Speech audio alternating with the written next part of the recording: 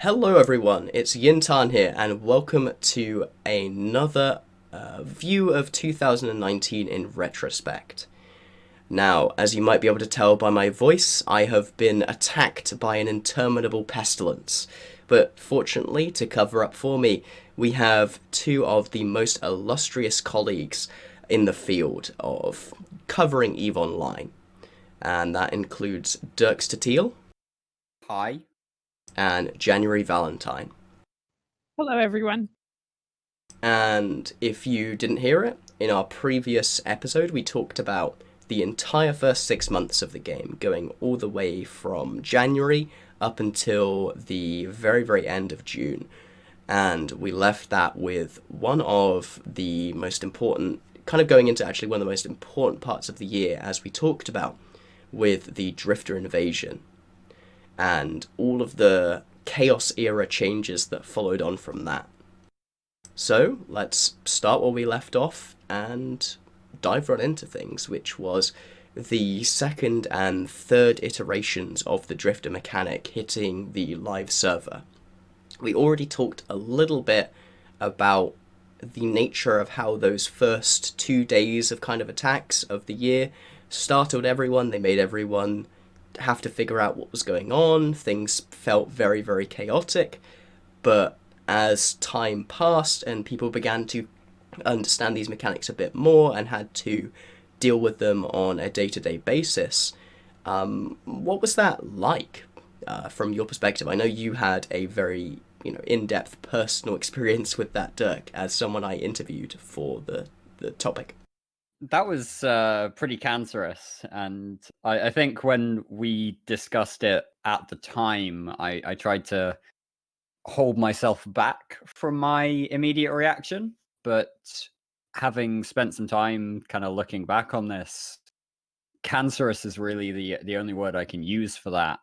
The points at which you spend literally nearly round the clock downtime to downtime, just moving alts around to gun structures, kill drifters, move to a different system, kill drifters, move to a different system, kill drifters, and then move back to your original system and repeat.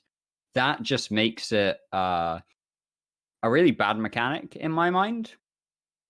I will say, though, that the drifter mechanic was an interesting attempt by CCP to impact the way in which players play the game without making changes to the actual mechanics themselves.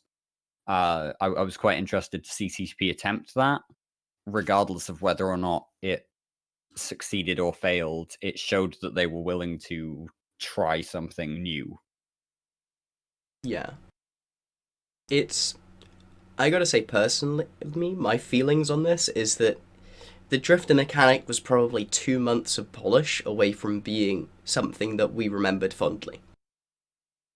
Yeah, probably. It had a lot of potential to kind of throw wrenches in cogs and really change the way nullsec organizations looked at their conflicts. The fact that it stonewalled conflicts basically in their tracks was regrettable. I think one of the things that we're going to start seeing a lot going forwards when we talk about the Chaos era changes is that the public reaction was never to what the mechanic is right now. The public reaction was always about 2 to 3 weeks behind what the mechanics actually were, and people projected a lot of their hopes onto these mechanics. I remember at the time hearing a lot of rumours from people saying, oh, they're definitely targeting low-powered structures, or places with lots of low-powered structures, or, this is obviously CCP's attempt to clear out low-powered structures. And it was very clear from me that the community knew what they hoped this was going to address, but whether or not it actually addressed it in the first place was questionable. Because we now know from retrospective analysis that none of that was true. These drifters didn't attack low power structures specifically, they just attacked all structures. They weren't focusing on areas with lots of low-powered structures. They were just completely random, at least for the initial spawns, and at least that's what CCP has officially said to the public, is that all of the spawn points were random. Do I personally believe that? No. But I'm never going to have proof in the opposite direction. That's just a way in which our community works, though. We see something come in, especially when CCP haven't said anything about it. They've just dropped it in. And the community is always in a position of trying to give CCP the benefit of the doubt. We always want to believe the best in them.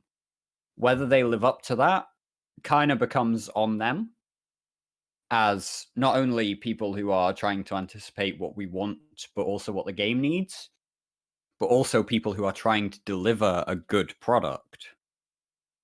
If they fall short or not, it's not on us to say whether they did. That's their design prerogatives. And I think with the drifters, even if that was their design intention, they fell short. But we as the player base will always say, these things are going to be good. We want them to be good. And I don't know if I agree with that. I think that's very wrong. I think there are definitely certain segments of the community that are very, very overly cynical for some changes. There's always a contingent of the community that's going to virulently fight against any sort of change, no matter what it is, because it's either not enough, or it's not going to fix the problems, or this isn't really what the problem is. And we always see that kind of narrative getting driven on Reddit when something changes that the majority of people don't like. I was trying to refer collectively as wanting them to do well, but yeah, you're not wrong. Sure. I think there's a vocal minority that echoes what you said, Jin'taan, about, this is wrong. This isn't the problem. You're not doing it right. And they get so frustrated. I mean, just me personally speaking, I try, when you have things like blackout and these drifter things and anything else that CCP rolls through with, it's just, okay, I try to keep an open mind about it and see the positive, because the player base has to get over themselves that CCP is going to understands exactly what the problem is, and they're going to fix it, and it's going to be perfect, because it will never happen ever. So stop hoping for it, because they're just, the best thing that you can hope for is little steps in the right direction. Like, that's all I can hope for. And when you put all this expectation on, like, yeah, CCP is finally going to fix low power structures, they're finally going to fix nullsec power dynamics, super capitals, it's never going to happen. Stop hoping for it. You're just going to set yourself up to be a bitter vet. And that's what you see on Reddit. Yeah. So we did see some changes in the mechanics as the Drifter invasion wore on, and we also saw days where they just didn't spawn. The whole thing felt very, very weird and very poorly planned. It felt like we were their test. Let's be real here, Jen. It felt like they were testing this on us in a fuck it, we'll do it live kind of attitude. Or accurately paraphrase it, fuck it, push to live. Yeah, it very much so. And then they edited it as they were going to see how things would happen. Like I mentioned, that downtime to downtime kind of long slog that a lot of people felt, not just myself and other people in the Imperium, but people in Legacy, people in Pandemic Horde. They all felt that same pressure from these NPCs. And so it felt like they were making changes as they went along. And that was where the days that we got, quote unquote, off, the days where we didn't have to worry about these things, but were worrying about it anyway in case they came back at any random moment, that was them making the tweaks to the code before they redeployed it. Yeah, one of my favorite kind of moments from this saga was the point at which someone in Dead Coalition just added sort, saying that the drifters didn't seem that bad, so he unhid all of the made all of the structure pings public, until people begged him to make it private again because it kept going off. And that's That was the life for a lot of people. I mean, some of the other roles that I have mean that I'm in the general corporation leadership channel in the Imperium's Jabba setup. And one of the things that we have for our scouting purposes is we have a system where a bot will pick up from ESI every time a structure gets hit that falls under the Imperium banner and alerts people.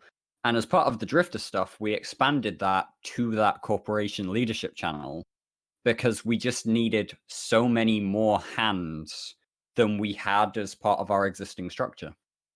It was significantly more work than I think a lot of people necessarily recognized.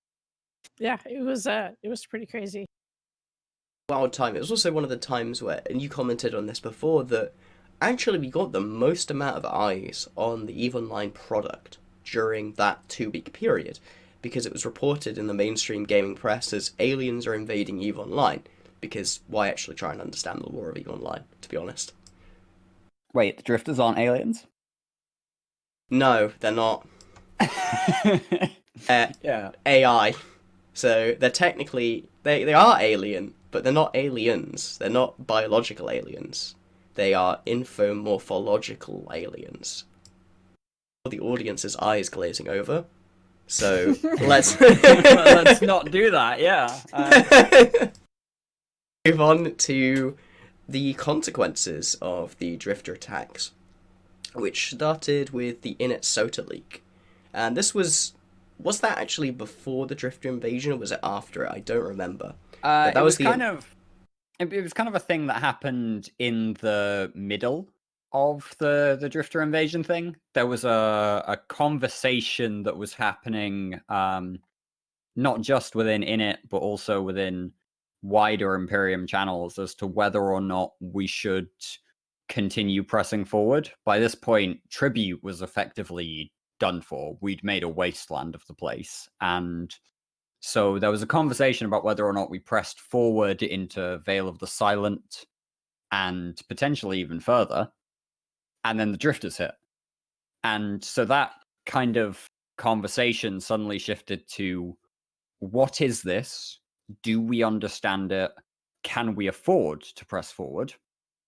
And it was kind of at that point that the Init leak of Init were going home to figure out what they wanted to do next. They felt like their objectives and the wider objectives of the campaign had been fulfilled.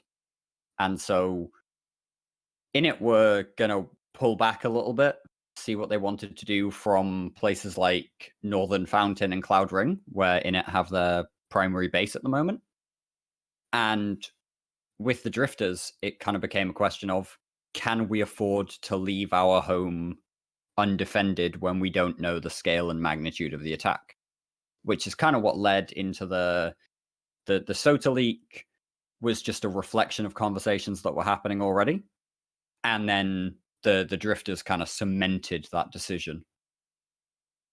I remember there being a very large narrative around this time of it being like, oh, the Goons are just using this as an excuse to leave the North because they don't want to go to Malpay. Kind of, I think, poisoned a lot of the conversation around the Drifter attacks for like that for the actual time where it was going on. People didn't, I think, see the Imperium's public response to the Drifter invasion as being in particularly good faith. That's interesting. I'd love to hear January's take on our public response, actually, before I talk a little bit more. Well, we kind of knew, with the announcement back in May that they weren't going to pursue, that the Imperium was not going to pursue PanFam into the drone lands. So by the time that I don't want to spoil anything, but by the time some of the bigger structures had died in July, we knew that the war was kind of going to come to a halt anyways. So the drifter, it kind of happened kind of, I would say, not fortuitously, but the intersection of the drifter attack and the end of the glass war, as I call it. It was just like, okay, drifters are here. We're not sure what they're doing. We're done in the north anyways, so we're going home. Yeah, that's not wrong. You know, that's actually a pretty concise reckoning of what was going on there. When we deployed to the north to tribute, we had a set of objectives to fulfill, which was basically just make tribute a wasteland, burn it to the ground. We were kind of to use the narrative of things like fundraisers online. We were considering stretch goals at this point, and those stretch goals kind of got sacked because we needed to go home and see what the fuck was going on with the drifters. But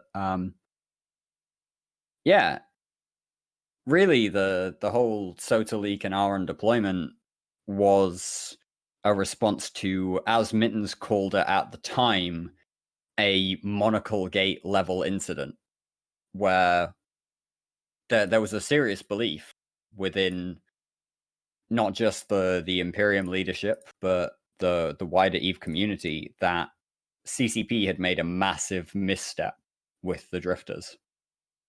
I mean, maybe that's how the players took it, but I don't think that's how they were feeling, to be honest. How CCP were feeling, or how PanFam were feeling. CCP. I think what happened with the drifters was exactly what they intended on doing. Can I just point out that at the time of the Monocle Gate incident, CCP didn't think they were doing anything wrong there then either.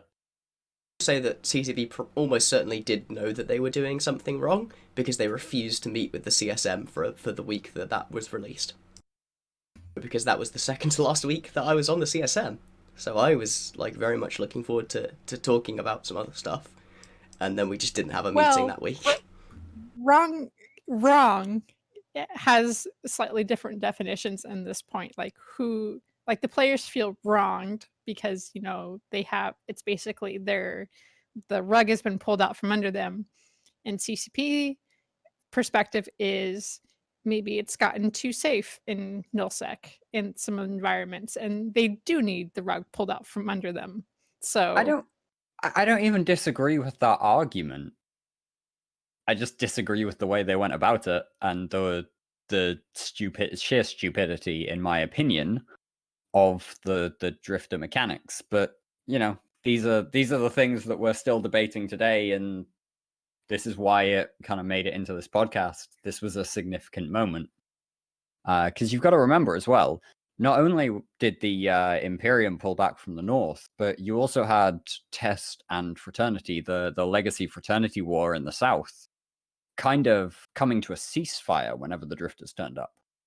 It never ended in the same way as the tribute campaign did, but they whenever the drifters showed up, and I know this from conversations with various individuals in Legacy's leadership, whenever the drifters showed up, they kind of stopped and went, okay, we're going to deal with our stuff, you deal with your stuff, and then when this has all died down again, we're going to come back and we'll bash at your stuff and you'll bash at our stuff, and we'll have a player-to-player fight. So I think a lot of the nullsec groups, at the very least, felt that the drifters was a negative thing. Actually want to jump in here and highlight that it wasn't something that was purely confined as being seen as a negative thing by the large entities either.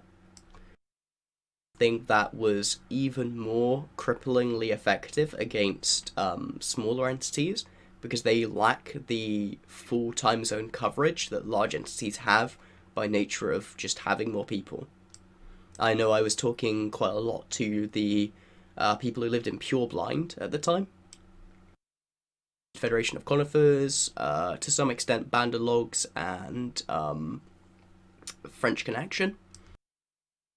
Those guys were all at war with each other in Pure Blind, and they absolutely were not taking part in a ceasefire like was in the southeast, but both of them understood that eventually there was going to have to be a ceasefire because so many of their structures were getting reffed that it was not tenable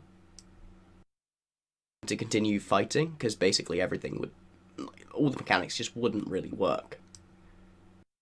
Yeah, for sure. It was a very weird period, and even really got to see what the peak of the effects could have been. It was so intermittent. If it had been every day consistently for 2 weeks, we'd know what would have happened. We'd know what had happened if this was as worse as it probably could be, but we won't ever know that now, probably. Unless it comes back next year. That does bring us onto the glassing itself, because we've talked about it ending, and we talked about it beginning, but we haven't really talked about any of the fights, and that's because there really wasn't any in the north.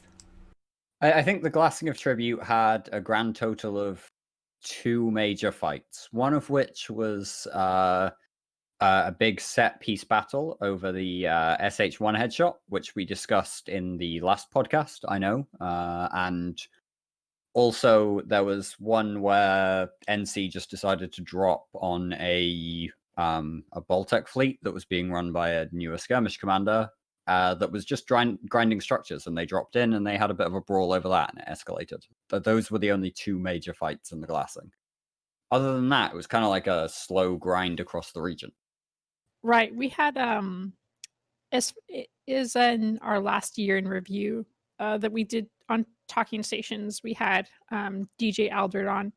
He's a second in command FC from PL, and he was like really helpful talking about kind of the mindset of the North, where they weren't really intending to defend it.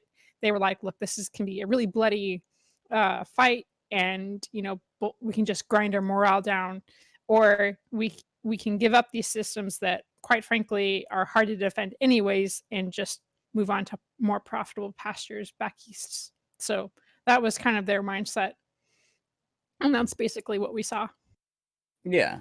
So like in July, we're kind of seeing the final totals, I suppose, cashed up in terms of what happened in the glassing. So we're talking about more than 4 trillion isks worth of damages, 4 keep stars, a number of Satios, and even I think a couple of faction Fortizars in there, some T2 rigged Tataras for refining. And one of the interesting things there is the MTAC OEE8 keep star that died, which somehow is the only system in EVE Online that has ever managed to see 3 keep stars online and then killed ever. It's a pretty strategic system, and so it's kind of natural that any big structure there will die eventually just because of its proximity to low sec. That's Hazygate. So I want to jump in here with a very controversial point, which is that most people don't really think of the glassing as a major war, and they don't think of it as having majorly impacted PanFam. What are your guys' opinions on that? I know many people, when I've talked to them about, hey, there were a lot of wars in 2019, people will immediately, the first words out of their mouth are just saying the glassing wasn't a war or the glassing didn't matter. So, do you think it mattered? For setting up the rest of the year, absolutely. For the financial hit for NC and PanFam, not really. 4 trillion is a lot of money, a lot of ISK. I don't think it really impacted them as well, because you have to remember they have had a huge renting empire, Brothers of Tangra, back east for a zillion years, and NC is a very old and very wealthy alliance, and PL is up there as well. So In the meta, for sure, we'll see a ton of different things happen between Fade and Tribute in these coming months. But NC Dot doesn't seem, talking with their line members, talking with their FCs, they don't seem that hurt about it. It's just like, yeah, it was bound to happen. We're in a better place. So yes and no. I think you've touched on something that's pretty important now, actually. In terms of a war, was it a war? No, it wasn't. It was a secession of territory, effectively. We've discussed already tonight the fact that there were only 2 major actual battles in the entirety of the 6 weeks from us deploying from Delve to us going home. 2 major fights is not a war. But was it significant? Yeah, it was, because it freed up Tribute to be this kind of feeding ground, this proving ground for a lot of groups that we see kind of come in later on throughout the year, and they're all fighting amongst one another. And it also fed into something that we're going to talk about later, which is the fact that PanFam as a collective, NC Dot, PL, Pandemic Horde, they took that opportunity having been pushed out in order to consolidate. And so that consolidation was really pretty significant. But whether or not it was significant in it was significant in the timeline, whether or not it was significant in the long term beyond PanFam moving away from that kind of central northern towards the northeast, I think that was really the biggest part of it. It prompted PanFam to make changes, and that was really it. Basically made them, yeah, that's kind of my view on it as well, is that it forced... I kind of see the glassing of the North as basically PanFam learning the exact same lessons that the Imperium learnt from World War B. Yeah. The Casino War was significant for us making sure that we consolidated, and this kind of glassing where we took we'd spent 2.5 years at this point learning the lessons of that. We'd built up a massive super capital force, and then we deployed that super capital force against somebody else, and they went, oh shit, we can't compete. Time for us to withdraw and figure out how we learn to compete. Up on that, we have, and on the heels of the Chaos era, we have the marquee change that really dominates this year's discussion, or at least has dominated at least the internet discussion, and that is the blackout. So, for those of you who are somehow incomprehensibly ignorant of what that entailed, effectively local in nullsec was turned off. It, but that was it. People would not show up in there. People couldn't use it as an intel tool. And boy, that was certainly a change. I said in the beginning that I would give both people here, because both January and Dirk have differing opinions on the blackout. We're gonna get 10 minutes of discussion, and then we're gonna cut it there. Let me get so. I think the first thing we have to accept before we get into the opinion thing is that the blackout was a controversial aspect of the game. It came in with very, very little warning, and it was a major source of news content for INN, for Talking in Stations, for the major EVE media as well.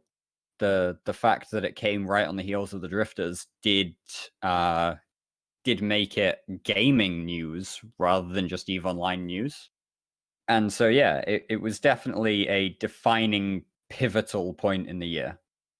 I will say before I leave the floor open, that I have the most enlightened centrist of all the views, which is that at the end of the day, none of us have any of the data to actually make any sense of this. We can't conclusively say that the blackout was the primary factor in anything. We can say that we believe it has had certain impacts, but the amount of data we have on things that practically measure what EVE players are doing in response to things is very, very limited outside of the information and statistics gathering services which the large nullsec blocks have on their own members. And those are obviously inherently skewed towards those people who want to live and populate nullsec as a place to grow themselves.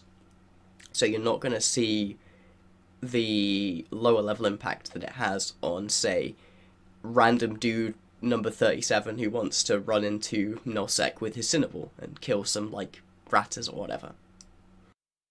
Kind of the problem we run into is that I don't believe that we have enough information to have a concrete discussion on this topic, unfortunately. And with that, which of you would like to go first? Dirk can go first. I can go first. Okay, so I've said obviously that it was a very controversial thing. In my personal opinion, the blackout was too extreme a move. I think it really did kind of crush a lot of the sense of depth that the EVE Online game space has.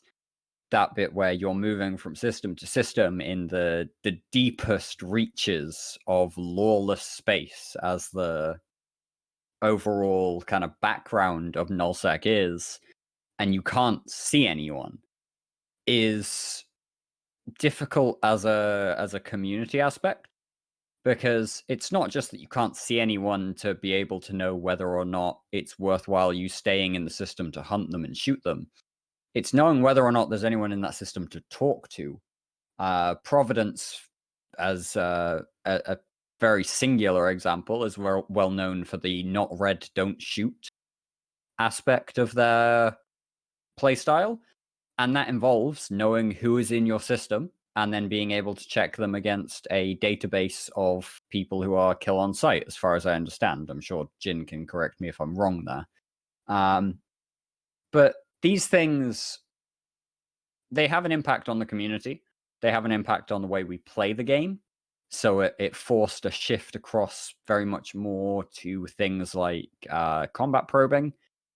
But not many people have spent time practicing combat probing.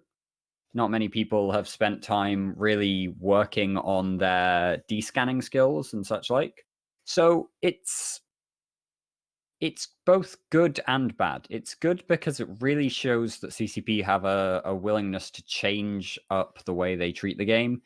It's bad, in my opinion, because I think it was the wrong approach. If they were going to touch local, I would much rather, and I have said this in many places, including on other podcasts such as the Push to Talk show on Imperium News, that I would much rather have seen an actual delay to local, say 60 to 120 seconds, something in that region, where if you jump in, you don't show up, you get some kind of like advantage to being the hunter rather than the hunted.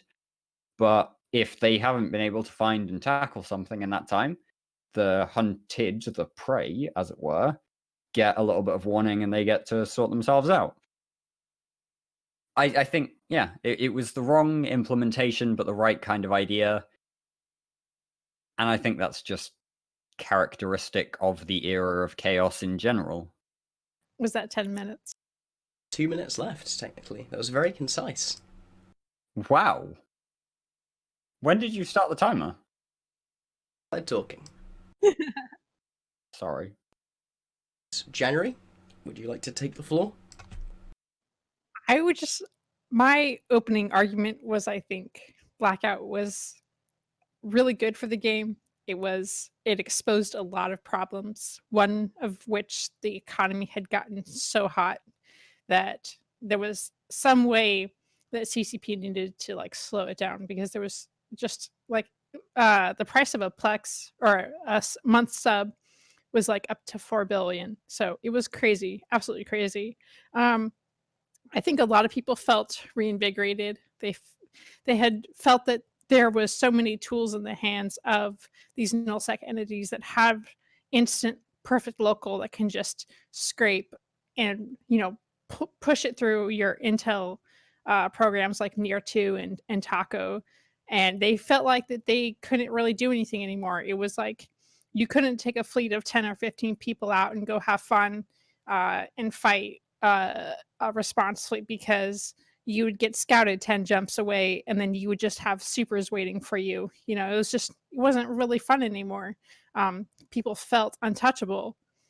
And this was, I mean, yeah, a lot of people got really upset that they couldn't like AFK, with their rorquals or ratting anymore. But maybe that was what the game needed. Maybe it was just too easy to take all this ISK out of nullsec every month. So I think the implementation going forward, there's a lot of possibilities.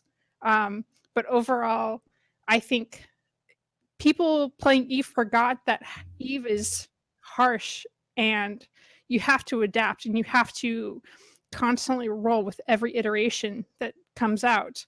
And people forgot that that's what Eve is about. It's not, Farmville Online. And the goal was for a lot of people, yeah, I'm going to scale up my Rocal farm and then just push out Titans and Supers until I get sick of it. That's never what Eve was supposed to be. And this was a harsh reminder of what it's kind of supposed to be about. And rant. All right, wonderful. Well, you see, now that was a nice and slightly more cordial debate than we had at the time, because, dear God, if you listen to a podcast from around that period, it was just full of people shouting over one each other, and it was just awful. To have, like, what I thought was a good faith conversation about the topic. Not to date this recording, but earlier on today I was on Push to Talk and we had a rather extensive, we're talking about like half an hour to 40 minutes plus conversation about the state of the Rorqual and whether or not the Rorqual as it exists now should ever have existed and what would have been the better ways to do it. So even, 3 years after the changes that implemented the Rorqual as we know it now with Panic and excavator drones and what have you, it's still a controversial topic. For the record, I do not think that the Rorqual should exist. I will probably write a full article on that. A very complicated topic.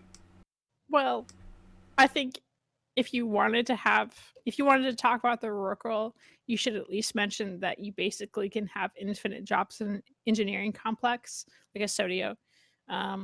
The index that determines the tax is something that's not steep enough, in my opinion, and doesn't encourage expansion out as much as it should. But yeah, you're basically going from one, extra large super assembly array on a POS to basically however many jobs you have characters, and I think that's a huge problem. A lot of stuff like that. It's something that Caleb talked about a while ago, where he believes that a lot of quality of life changes, quote unquote, that quality of life had become synonym for just a straight buff. Yeah, the simplification argument is one that Caleb's pretty fond of, and I don't think he's necessarily wrong. He kind of...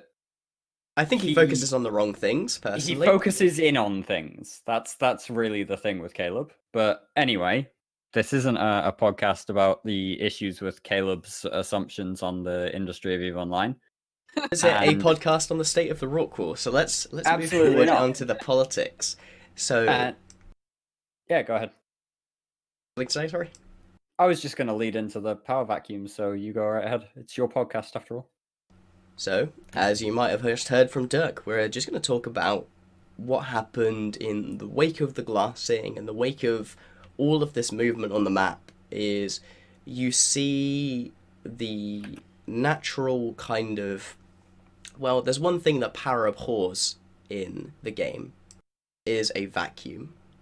And so, with nothing in Tribute or Veil of the Silent, with also something that we touched on in our last episode, which was the collapse of Skill Yourself in the northeast. We saw Owassa and Peregrine Falls also start to fill up, and all of these areas started to bubble with a lot of new activity. It's like if you've ever seen what happens after a big forest fire. It's nothing but devastation for a little bit, and then you see the undergrowth pop up, the new trees, the new animals, the scavengers. All of that starts to take place until some particular big animals start to move back in and claim it as their new territory. And that's pretty much exactly what we saw in Tribute and Veil of the Silent. We saw Trigger Happy move into Tribute, but we also saw Senti move in there, who had been previously active in the southeast earlier in the year, if I remember correctly. Someone will correct me if I'm wrong. We also saw the Pureblind Madness group that was nearby move in, take some territory there as well. Unspoken Alliance, who'd previously been active in the drone regions, moved into Tribute as well. Those guys are allied with Rote Capel, and they formed the quote-unquote Pet Coalition. I've been told that's what they call themselves, even though I don't entirely know if that's accurate. So those guys were all hanging around in Tribute. Then in Veil of the Silent, we had the DEF Coalition form. We had Theron Alliance move in there, who were ex-parts of Dead Coalition, but had moved out to try and make a stab at becoming independent, from what I understand.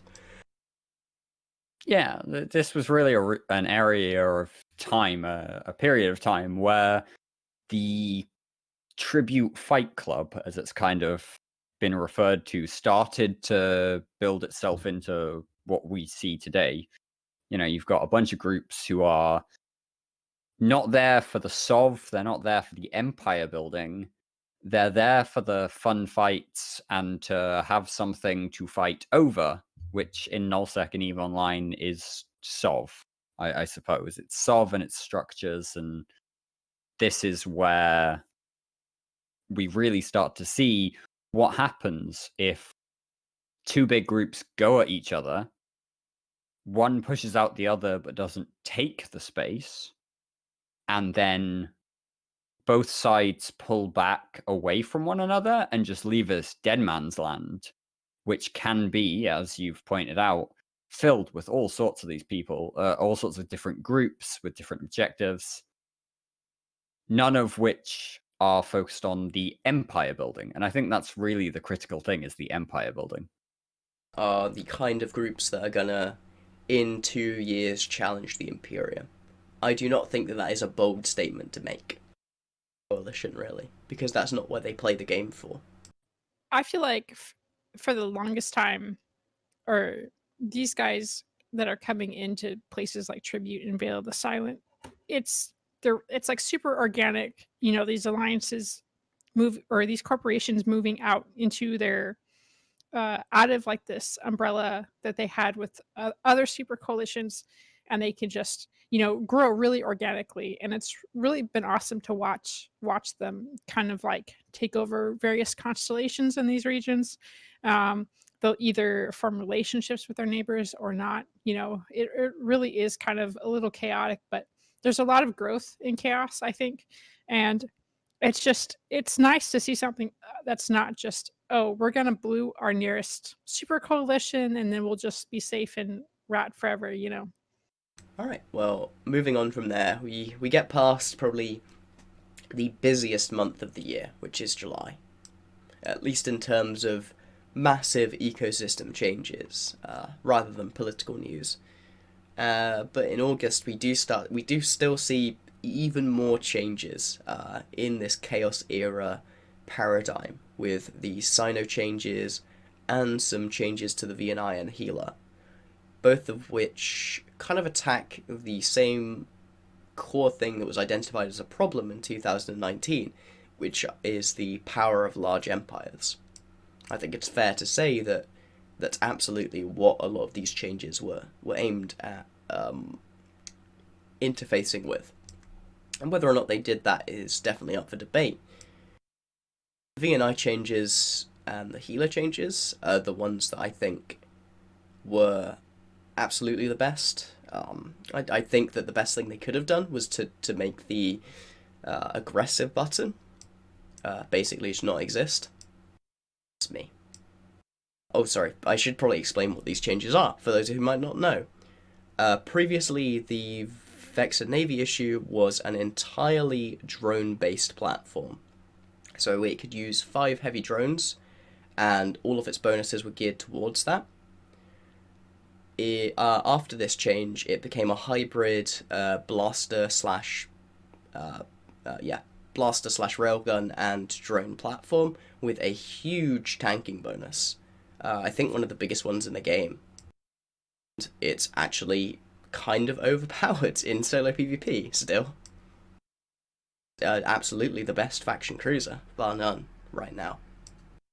Lost a lot of its power in PvE, and that forced people to move onto the more expensive option, which was the healer, and that also had a nerf by cutting its drone HP bonus in half, which meant that its drones were much more likely to die in certain anomalies, lowering the kind of effectiveness of, or the efficiency of them. AFK ratting platform. On top of that, you had the Cyno changes, and that effectively just limited Cynos to recons, and what else was it? You could use them on. So that was it for the regular Cynos, and for those of you who don't know, that is in contrast to how Cynos previously worked, where you could fit them to literally almost any ship in the game. So another huge change here. This change was, I would say, more widely accepted. I think especially small game PvPers enjoyed it because they kind of knew what if a Cyno was coming, just because they could filter out whether a ship was like a forced recon or blackout battleships or not. It made dread bombs harder. It made ratting capitals and work rules more vulnerable because they just didn't automatically have a Cyno that they could pop. So overall, I think it was more positive. This was another one of those things that was quite controversial at the time. One of the big things that has been a driving force in EVE Online for years now is the idea of the big fight. You know, the thing that happens that everyone coalesces around. People will come from literally across the galaxy to be involved with. The fight lasts for 8, 10, 12. In the case of BTACR, I think we were talking about 19 or 20 hours. These things are catalysts not only for content in EVE Online, but also for publicity outside of EVE Online. BTACR remains one of the biggest fights in terms of how long it lasted, how much value was killed in video gaming history. And so this change really did kind of constrict the situations in which those types of fights, those massive fights, could really organically grow. With that said, I think it was quite positive.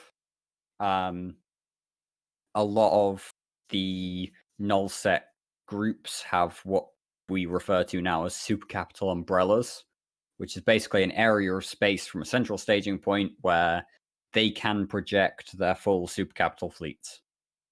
And they could previously drop that on carriers, Rorquals, supercapitals, basically anything of any real value in that equation. So we're probably talking about $1.5 billion ISK worth upwards. They could save simply by having a Cyno lit and dropping that umbrella, that fleet of supercapitals onto the target grid. That was not healthy for anyone. It was stagnating things, just generally a very bad situation for us all to be in. So the Cyno changes themselves, good changes. The way they went about them, I thought was a bit weird. This was another thing that I took issue with CCP on, specifically for the industrial Cyno. The industrial Cyno is a thing that can be fit to industrial ships and ventures, largely. And it allows you to jump, interestingly, Rorquals to it, and also Black Ops battleships, which can like regular Cynos. And that's just a bit weird. And the industrial Cyno came about, according to CCP, because they wanted to be able to provide a Cyno that anyone could use as a memorial. One of the big things that players do when another player passes away is we run a Cyno memorial. And they thought that the best way to do that would be, and to honor that change without making it super expensive, would be this industrial Cyno.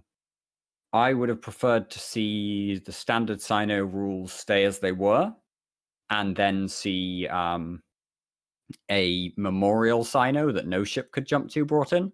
I don't see why they couldn't have done that, but that would have allowed for more emergent gameplay with regards to jump freighters and things that could move to standard or Black Ops Cynos beforehand, that after they made that change, before it was released, I should clarify, couldn't make those gameplay situations. So we saw people theorizing that Fortizars could be dropped behind enemy lines using a jump freighter and a Black Ops Cyno. Those things died before they even lived, and I thought that was not the best thing that CCP could have done in the situation. But overall, the Cyno changes were a really good thing. Yeah, I think in reality they seem to have played out pretty well in the ecosystem. There's definitely there was, as you said, some concern about the need for a hard in Cyno, but in practice, everyone just uses LR Titans now as their main super capital versus super capital doctrine, and you just aren't going to snipe a recon at 300 kilometers, realistically. Yeah, not just long-range Titans either, long-range Dreadnoughts as well. Everyone uses snipe fits as their standard, and if they need to fit for something else, for something specific, they'll change that on the day. Yep. Do you have anything you wanted to add to the topic, January? No, not anything more than I've already said. All right. Well, we do have a couple of little political moments in August. And the first one I wanted to just touch on is the official formation of the quote-unquote Panda Fam Coalition, with Pandemic Horde, Bluing Fraternity, and allowing Fraternity to use their space to rat in. Because this was kind of the point at which the war between Legacy and Winter started to be at a point where they could reinitiate a lot of the anti-economic stuff that had been going on, that seems to be kind of just a natural part of every war now, where you just sit on top of where people rat and stop them from ratting so they can't, so that the ADMs slowly start to grind down. But obviously it also grinds down the morale of members, and Fraternity and PanFam had been working on the same side in the past couple of wars, so this didn't seem like a huge shift to me, but it was obviously the official formation of that, block, like, once more. Yeah, it was kind of natural that it was going to happen, in my opinion. The old saying goes, "The enemy of my enemy is my friend." So, uh, Legacy obviously was pushing in with Fraternity, and Legacy and Pandemic Horde don't have the best relations, so it just kind of made sense for them to officially ally Winter Coalition and help Fraternity in their fight. Yeah, for sure. This was kind of like a foregone conclusion for a lot of people. We'd been seeing, obviously, this Legacy versus Winter Coalition fight had been going on for a number of months. We mentioned it in our last episode. And so the fact that PanFam had been turning up for Fraternity Timers had been a reality for a while. The bluing was just a formality of an agreement rather than anything significantly shifting. There's a couple of other minor political points that I do want to mention again. like the war that was kind of going on in Pure Blind. I believe I mentioned that last episode between the UFC and Pure Blind Madness and a couple of other smaller alliances came to an end at this point in August. There had been obviously a ceasefire during the, well, not a ceasefire, but agreements and discussions had started to be had over the course of July as a result of the Drifter attacks, and that eventually found its way into just being a straight up peace agreement between them in August. Although that was primarily as a result of the massive time zone differences between those two groups, it basically made it impossible for them to actually fight one another on an even playing field. So they both decided, okay, you can have your little chunk of space, we'll have our chunk of space, we'll still shoot each other, it's cool. But that's pretty much it until we get right to the end of the month, and something very, very big happens, something that I don't think anyone was expecting. And that was a fight in the northwest, specifically in the region of Fade, and the system of O1Y, where a faction Fortizar and I believe also a Tatara had been reinforced by Snuffed Out. And Snuffed Out had been kind of active in this area for a while. They'd taken out a couple of iHubs, very importantly the iHub that was actually in that system, meaning that Dead Coalition couldn't Cyno jam O1Y. And as a result of that, we started with a subcap fight, Legions going up against Rattlesnakes and Lokis, and then that escalated into a Dread Bomb versus a Dread Bomb fight, and then long range Dreadnoughts got dropped in the middle of that. Sorry, not in the middle of that, at the outskirts of that. And then, out of nowhere, we suddenly had two long range Titan fleets shooting each other, and this was, as far as I'm aware, the only super capital versus super capital fight in 2019 of any note. And boy was it a big one. 1.3 trillion ISK ended up dying. And I believe technically Salt Dragon won the objective. Sorry, Dead Coalition won the objective, because the faction Fortizar survived that fight. And Dead Co and Snuffed Out went roughly even in ISK totals, with Dead Co having a slight advantage, but obviously they were fighting significantly outnumbered. Snuffed Out, that is. But yeah, this was a wild fight, and thankfully one that was really well captured by a bunch of people. It was something where a lot of people happened to be recording, and it's one of those few fights where you can, if you really want to, go through and watch everything happen from everyone's perspective. You can go and watch a Titan perspective of the fight. In fact, you can watch two different ones from both sides. It's awesome. This is something we don't get that much of in EVE, so I really love it when we have that. Absolutely. Like, this was, as you've mentioned, probably the biggest super capital fight of the year. More than 1 trillion ISK died without any major structure being involved. You know, a lot of other fights this year, well, I say a lot. There were a couple of other fights this year that have kind of reached towards that level of win-loss ratio, but a lot of those involved extra large structures, Satios and Keepstars mostly. So the value here being significantly in ships is noticeable. And the other thing that's really noticeable about this is that it was the last major super capital conflict before these Cyno changes that we've previously talked about actually made it to the live server. And there was a lot of conversation at the time about whether or not any sort of fight like this would organically escalate with super capitals following those changes. This was kind of the big example that everyone held up at the time. Yep. If there's a will, there's a way.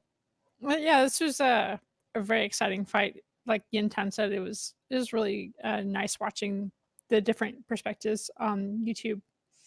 I definitely appreciate people just streaming fights, that they're just random fights that they're in, and all of a sudden this blows up to something incredible, and we all get to live vicariously through it. One of the weirdest parts about this though is the fact that ultimately this wasn't a super politically driven fight. This wasn't something like it was. It wasn't like BTAC R5. It wasn't Asakai. It wasn't two long-standing or bitter veteran enemies that have fought for years and years and years coming up against one another in some final clash over an objective that everyone knew was going to blow up. It was a fight that happened because both sides just wanted to commit to it. Yeah, I mean, the two sides involved here are Dead Coalition, obviously Sword Dragon's northwestern based alliance and coalition, sorry, I should say, versus Snuffed Out, who are or were a major low-sec power. And this was kind of the pinnacle of Snuffed Out's harassment campaign against Dead Coalition more than anything else. They'd been hitting stuff. Snuffed Out at the time owned a constellation in Pureblind to build super capitals with, I assume. And generally, these two sides were just kind of having a bit of a skirmish for a few weeks. They turned up over this faction Fortizar, and suddenly both sides are dropping Titans, and nobody saw that coming.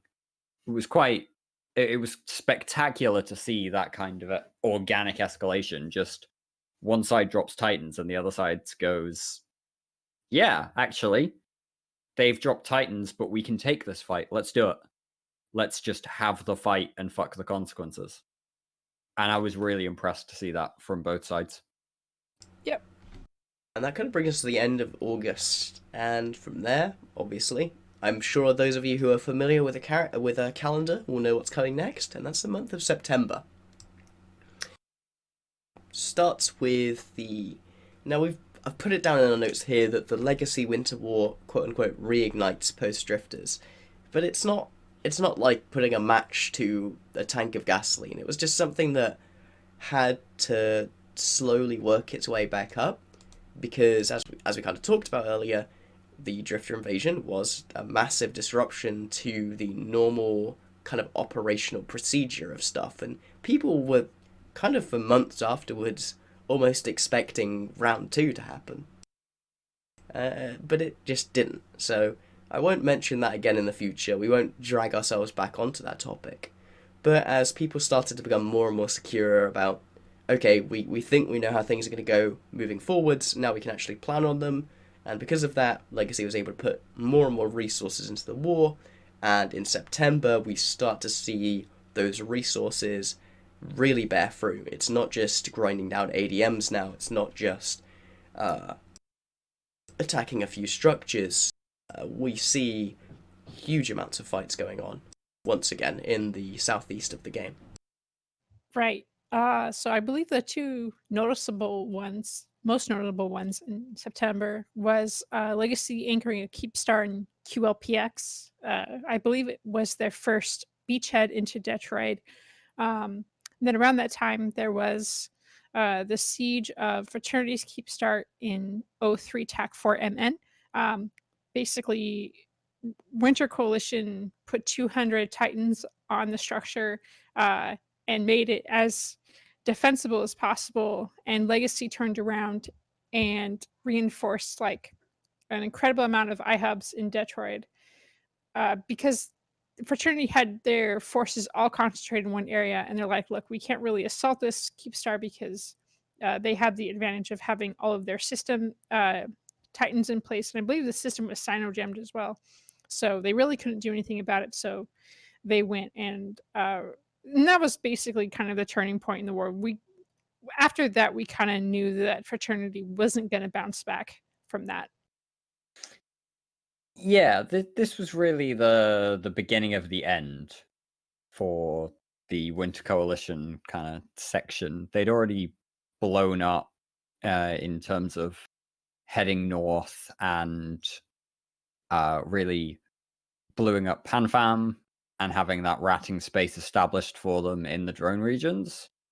And so this push from Legacy, they'd obviously anticipated and tried to really insulate their members from the impact of it.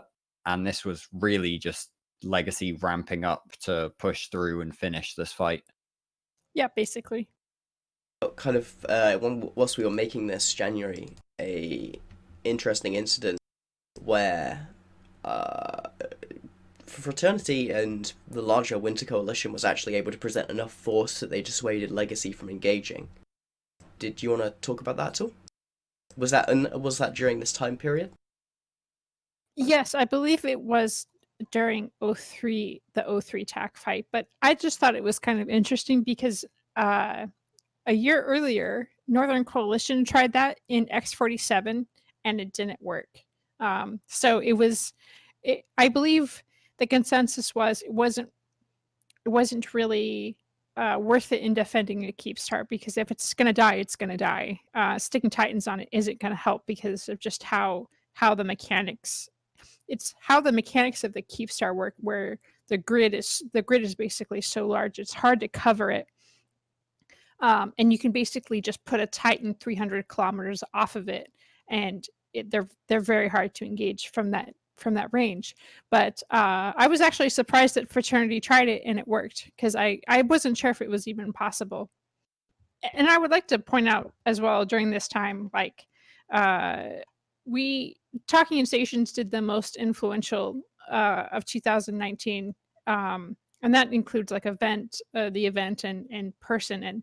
And someone I think probably should have won it was Elo Knight, for his work in FCing for Fraternity. He was basically the main FC for Winter Coalition, and he basically is the reason why they lasted so long. Was he undertook an incredible amount of work in moving dreads, fighting, organizing fleets, constantly skirmishing against Legacy, and he won some pretty incredible fights. And yeah, props to him, because he's probably the reason why they lasted so long. Yeah, I doubt that would be really contested by anyone. Elo Knight is one of those personalities, love him or hate him, where he can really turn things around, and he tried his best to do that for Fraternity, but they were too far gone by the time he came in. Well, not necessarily, because if you remember, Black Legion joined Fraternity back in March. It was just things that had, well, you'll find out when Fraternity broadcasted their soda at the end of September, I think. It was just a lot of internal things. They had actually been positive at every point up to the end of the war. It was just, yeah, probably the friction between having a Chinese alliance and an English-speaking alliance, and two different time zones. So there's only so much one person can do, and Norris was AFK for a long period of time, so it's really hard being one person and trying to take care of an entire like super coalition, basically. But he was definitely had carried a lot of that up until this point from March. Yeah, for sure. But anyway, like I think we can all agree that Elo did a lot of work for PanFam when he brought Black Legion into there. We talked about that last episode, and just generally, this was a really interesting point. It was kind of that crux, that pivotal moment where things shifted in Legacy's direction.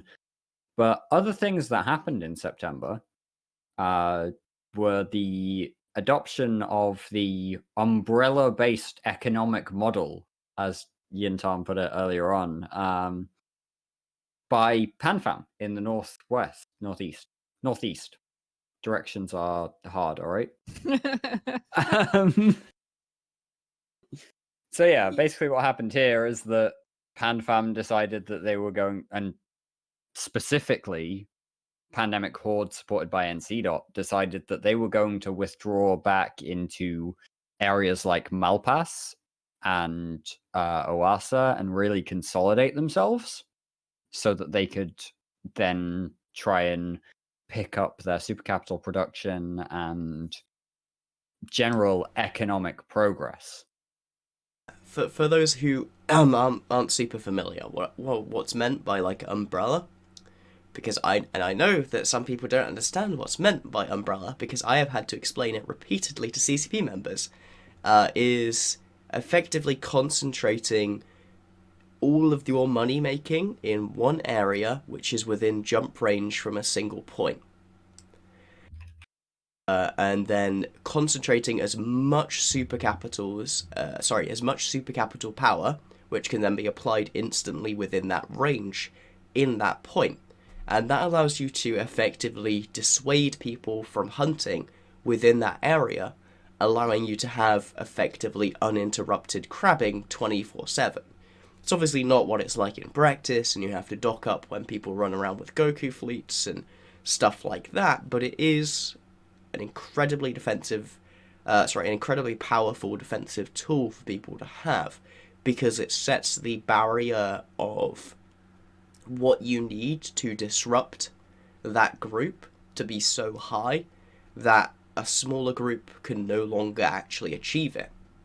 And that is what I think is probably the cornerstone of how the umbrella works, is that it raises the barrier of what you need to do to disrupt the players from making money. And it is, regardless of if it is something that matches PanFam's internal culture, which I think is the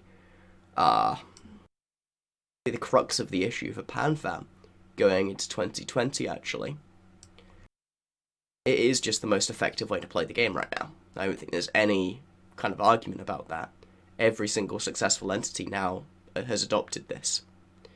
Or every successful empire, I should say. There are obviously groups that aren't interested in empire building, like Trigger Happy, Rote Capel, all those sorts of guys. The kind of guys who are, as we talked about earlier, just running into these fallow fields and making hay whilst the sun shines. This represents the last holdout of the old way of things finally dying and accepting the post-2016 way of economic life in New Eden. Sad. I will say that. It's kind of sad. Yeah, you're definitely right there. This was PanFam kind of crumbling in the face of obvious truth. The fact that is obvious truth in the 29 era of EVE Online is, in my opinion, a little bit sad, for sure. The fact that people can't compete unless they have a kind of well-insulated home base from which to basically build a war machine is disappointing. But the fact that PanFam took the glassing of tribute as kind of their signal point and spent a couple of months figuring out what they needed to do, and then come September really moved back and went, you know what, we're just going to focus on this for a while, I think bodes well for the potential conflict going forward, at least under the current mechanics. If PanFam can build a competitive supercapital fleet under the current mechanics in that area of space, we might actually see some big fights, even potentially before CCP changes supercapitals in the way in which we all know they need to be changed, which is nerf them into the ground. Yeah. Do you have any thoughts about this, January? We don't actually know where you play, so this may or may not have affected you, technically. I don't know. EVE is all about adaptation, and like I said, rolling with the new meta, so to speak. But I question like whether the new meta is healthy for the game or not. Is like how Sov is set up, how is nullsec structured, how that environment is that actually healthy for the game? I mean, the ball is still out. Even CCP won't agree. Some people say yes, some people say no. So I always try to keep it. I constantly ask questions, like, is this healthy? Is this sustainable? Is there upward mobility for groups like trigger happy and triumvirate and guys like that, is it possible for someone to actually cultivate not an empire, so to speak, but live not peaceably, but do they have a fighting chance, basically?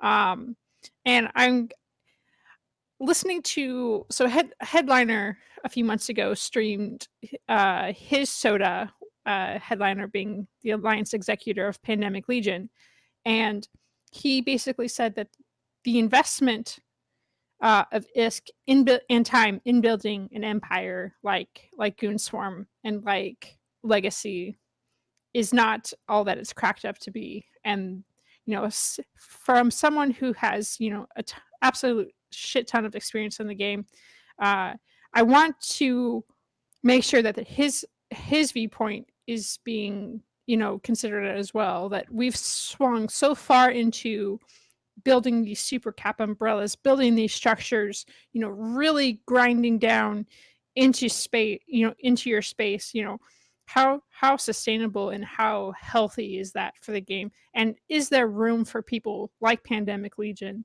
and, various other flavors of alliances? Eve is really interesting where it will kind of weed out the stupid. If you fuck up, you're gonna die. But there has to be some sort of like alternative play style that nullsec can sustain, and that's what I'm constantly looking at when I examine how the empire meta has shifted over the years.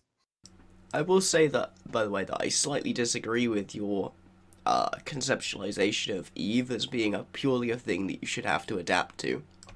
I think that to some degree, the point of Eve is being able to force your will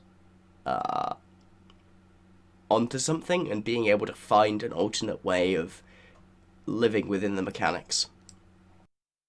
It's healthy for alliances to be entirely based around moving towards what is best full stop rather than what's best comma for them, because historically groups like PanFam have not settled down. I'll remind you, I'm sure you're going to cringe about this, Dirk, but I will remind you of the original name before the Imperium decided on Casino War, which was the War of Solveless Aggression. Yeah, that really weird name that kind of feels like the Impeachment War, even though the Impeachment War is a dumb as fuck name. As it turns out, players are good at making bad names for wars. Democracy was way better. That was fucking good. I like that. That is one that I like, I will say. They used to be this nomadic empire, not empire even, just this nomadic group that would be able to project power from low sec and take resources as a result of that. Run renting as a result of that, because no one wanted to challenge their PvP might, but now they are effectively forced to have a system of direct PvE might. And I don't know if that's good. I don't know if I think that's the problem that we're talking. Yeah, I think we all agree that it's not a healthy system at the end of the day. Yeah, forcing PvE on people is not a good thing in a game where conflict is really supposed to be the major driver. In players specifically. Conflict between players, yes. Conflict between CCP and the players is bad for the game, full stop. Yeah. If I had to, the only way you can win against CCP is by unsubscribing. And that is not, no one wants that. Even the people who are fighting CCP in that instance, no one wants to unsubscribe from Eve. Eve's a good game. Eve's a game, okay? I'm back. Eve's a game. Eve's a game that we enjoy. We enjoy the community. We enjoy the way it works. We just need to have the tools that are effective to let us play the game against each other. I don't know if I'd say enjoy more than literally cannot quit. Hey, addiction is a form of enjoyment, alright, Jin? I will not hear you tell me otherwise. Very valid. So yeah, there we have, I suppose, the whole umbrella-based economic model, unless January's got something else to say? Not really. I I have a bad way of explaining myself, so I know I sound really dumb, but I'm probably really dumb. I don't know yet.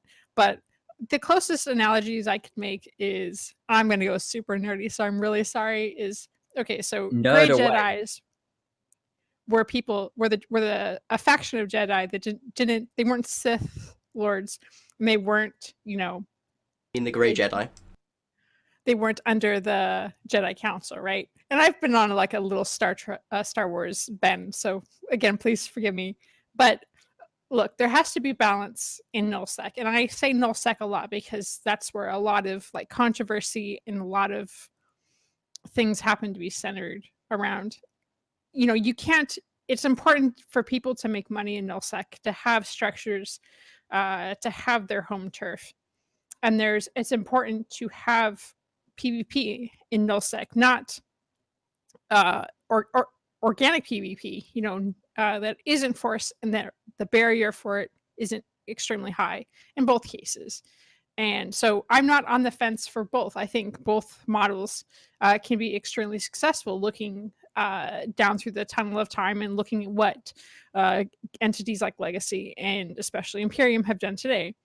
And it's important that no model is king, right? There's always like this check and balance to it. And that's what I'm after. So January, you want rock, paper, scissors in EVE Online. That's what you're saying. Yes.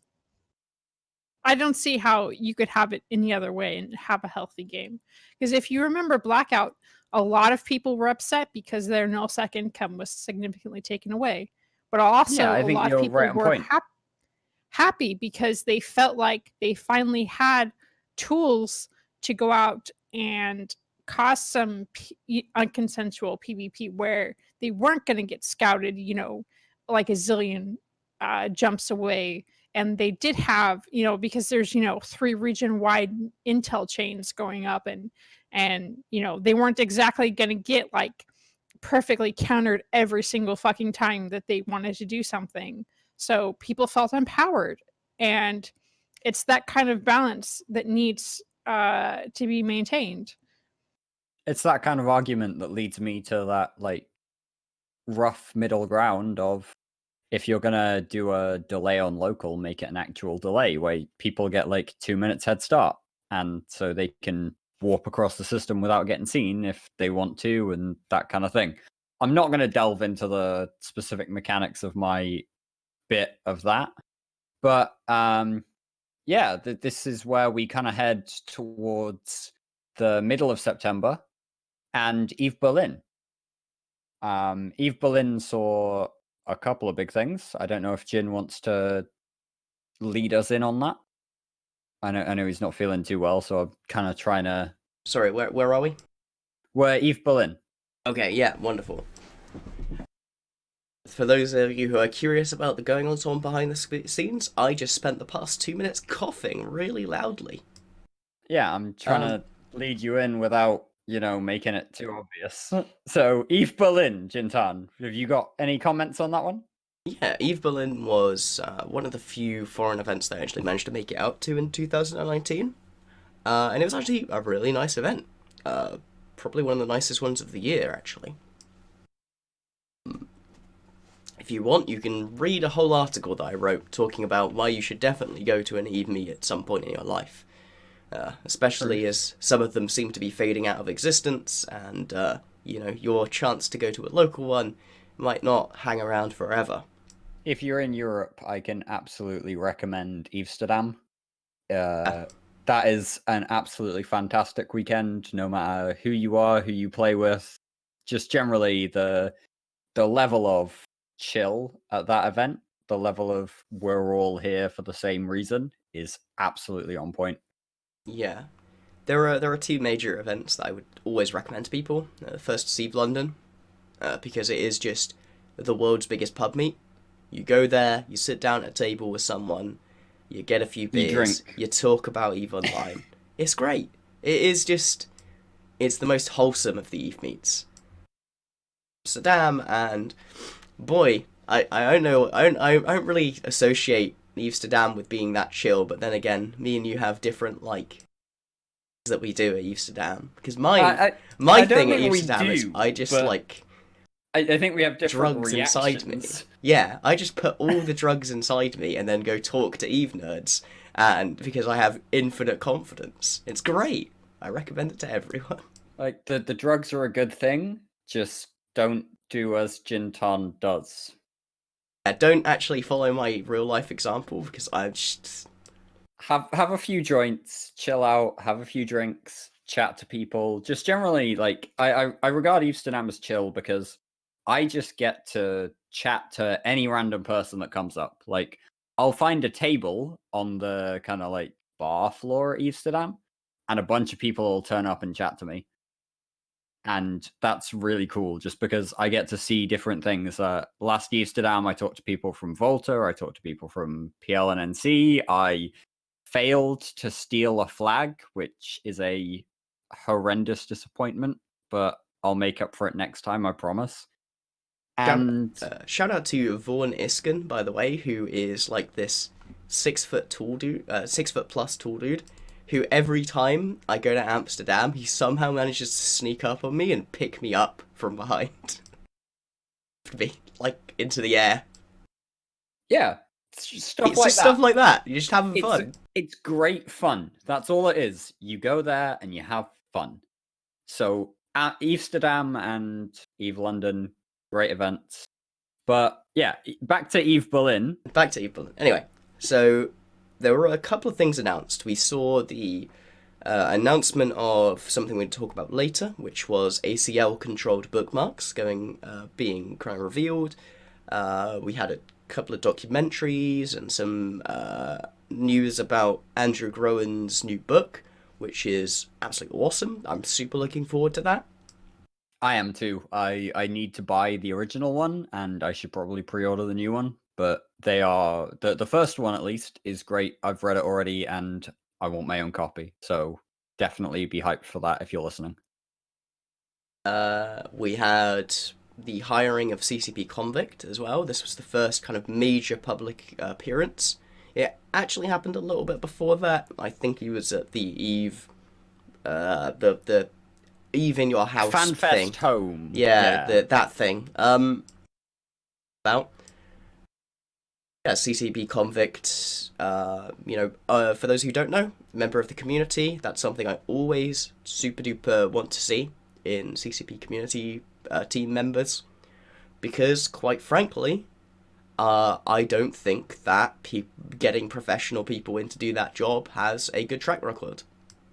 The only real success story for that was Logibro, and even then, he was just someone who dove madly into it.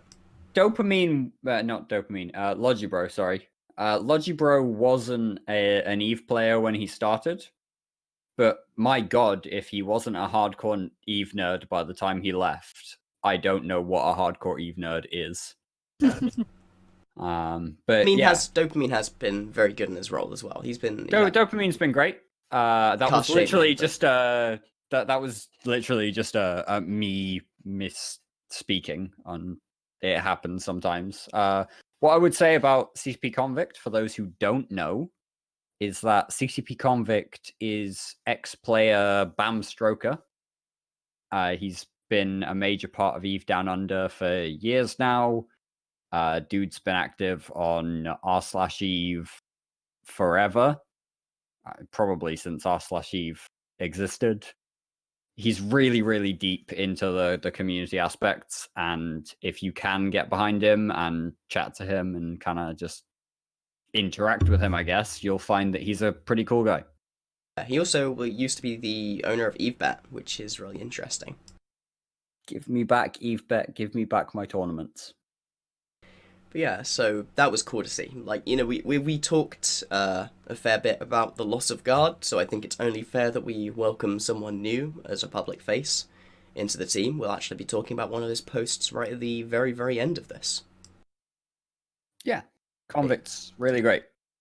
Though, we did have a couple of slightly more negative things. First of all, this was coincident with the lowest PCU for Eve in 13 years. 26,000-ish, I think was what it ended up being. It obviously dipped far below that in terms of actual, like, whatever the opposite of peak concurrent user is. But I don't like to use the depth of troughs to measure anything. That seems like a bad idea. During September of 2019, we had the same level of player activity that we had during 2006. Insane. Like, we can't obviously attribute that to one change. I don't think it would be fair to do so, but it seems that CCP responded, maybe not directly to that, but to something with the announcement that the blackout would be ending. And it was given very, very little fanfare, actually. It was one of those things that I know for a fact, having been there, people in the audience genuinely thought that it was a joke. People were waiting for the punchline, but the punchline never came. It was just, oh, the blackout's over, by the way, guys. There was no slide for it. There was no talk about what had happened during the course of the blackout. It's just, by the way, guys, we're turning it off. That just seemed so wild to me. After everything that we'd gone through, that we didn't get a debrief, we didn't get a discussion about it from CCP's perspective, just, you're done. I think the worst part of that for me was having watched the stream. Like, I was sat there watching it, and we had one of the Icelandic guys, one of the Icelandic CCP devs over there, on stage with CCP Falcon. And CCP Falcon was the one who actually uttered the words, the blackout will be done on this coming Tuesday when we do downtime. So the blackout, I thought it was Cognac, wasn't it? Falcon was on stage. It might have been Cognac. It might have been, I believe, was the person who said else. It.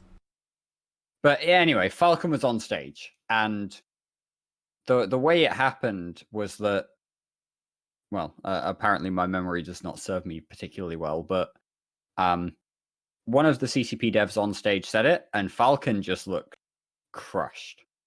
And I remember that because Falcon had been this really great proponent of it. He's obviously an ex-player, or also known as Verone. He was a lowsec pirate at various times. He, as somebody who still played the game on various characters, was really enjoying the blackout. And I guess that kind of brought it home to me how stark a difference it was between people who went, the blackout is a great thing, people who went, the blackout is a really bad thing, and people who kind of went, well, the blackout hasn't really touched me. And for him to have looked so crushed, it's kind of like, it was difficult to see, to be honest. I didn't expect it to be that significant. I'd seen the blackout ending coming, and I didn't expect it to be so major. And that was kind of disappointing for me personally, to go, actually, a lot of people are really going to miss this. I think it was a great concept. I don't think it was really implemented correctly. I mean, it was implemented, but they had like the login rewards running that time. It was like halfway, it came in between halfway in July and halfway in September. So it was really hard to get actual data. Yeah, it was just like, it felt so random. And we never got like, what did we learn from this kind of thing? I think they touched a little bit on it in Vegas, but there wasn't like, we found out a few, some people inferred a few things. But yeah, it was just not done really well, in my opinion. Yeah, super blunt, super brutal. Just, hey, guys, this thing that we've been talking about? Yeah, we're going to pull it. We're not even sorry, we're just going to pull it. I think a lot of people felt like that the PvEers had complained loud enough and that they had basically won. And that's why you saw a bunch of people saying, look, I came back for the blackout because I could finally roam and go do something. And it honestly felt really fun. Roaming through a space and you had to like actually descan and warp around to find someone. So there was a lot of like cloak and dagger play that you could do. And when they rolled it back out, rolled it back, people were like, well, fuck, you know, the PVers basically won. So I'm going to go back to whatever game I was playing. But yeah, moving on. Obviously, the blackout dominates the year, and you've heard enough of that already. This is the point at which it was turned off, like you said. Anyway, after that, we got something just 9 days later. We got something that was, I think, almost just as interesting, at least from you guys' perspectives. And that was the CSM Summit minutes for the first summit of CSM 14. Now, I actually read all of these out verbatim, so people could not argue that I haven't read them. But if I'm going to be honest, I didn't see a great deal in there that really ruffled my feathers or I felt gave me a good indication of the direction of the game going forwards. But what did you guys make of it?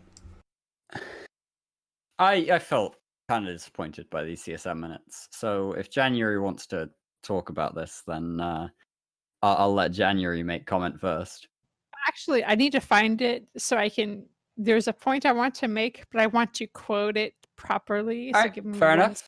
I'll chat about this while you go find your point. One of the big things that I've really kind of questioned over the last nearly 12 months now, actually, is who exactly at CCP is the guiding hand? Who's really directing the development process? Who is saying, yes, this, no, that, this is the vision? And this should theoretically be CCP Mambjorn as the executive producer. But from everything we've seen in various places, that has kind of been actually CCP Berger, the creative director. And so there's a whole lot of things throughout these minutes that kind of make me go, is there a collective vision that ties together? And I don't see that. I didn't see that in the minutes. I still haven't seen that following the minutes, but we'll see how these things go. Overall, the minutes were kind of weird, in my opinion. They were kind of like, yeah, we're doing things, but these things aren't really hugely significant. There was a lot of talk about the Chaos era. The nullsec blackout, obviously, having finished just before, was a dominating topic. The Cyno changes, the drifters. It was all dominated by the Chaos era. I felt really, really weird about the CEO Ask Me Anything session with the CSM. So Hilmar Vega, also known as CCP Helmar, did an AMA, and he kind of went, yeah, we're looking to move players from anxiety. There were some weird graphs, and there was a bit of a metaphor to rain dancing and how we predict things in EVE Online, and it was just weird. Take a moment to say that rain dancing thing was super fucking racist and really ignorant of Native American culture, like unironically. Yeah, you can go ahead and say that. People in the comments are gonna call me a fucking SJW, but god damn, dude. Research into Native American culture if you're gonna use rain dance as an analogy. Jesus Christ. It was weird as fuck. It didn't make any sense, both from a logical perspective and from a cultural perspective, and just generally.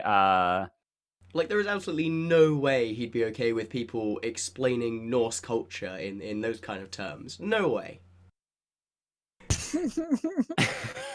Okay. I found my point, and I'm going to change the subject before this. Yeah, let's jump in with January. Before I get myself fucking banned. Exactly. So this is wildly out of context, so just FYI. What is the context? Dunk Dinkle is in the CSM, and he is arguing with Aerith. And the minutes say, Aerith points out that Dunkdinkle can Zerg, but he says he can't. And Dunk's talking about random people showing up in his system, attacking riders and stuff. To give some context, when you take a nano game fleet out, the best way to like catalyze a fight is attack a radar like a carrier or a Rorqual or something, and then fight the response fleet. 9 times out of 10, people just don't want to go around seal clubbing radars because that gets really boring. But they really just want the engagement of a response fleet.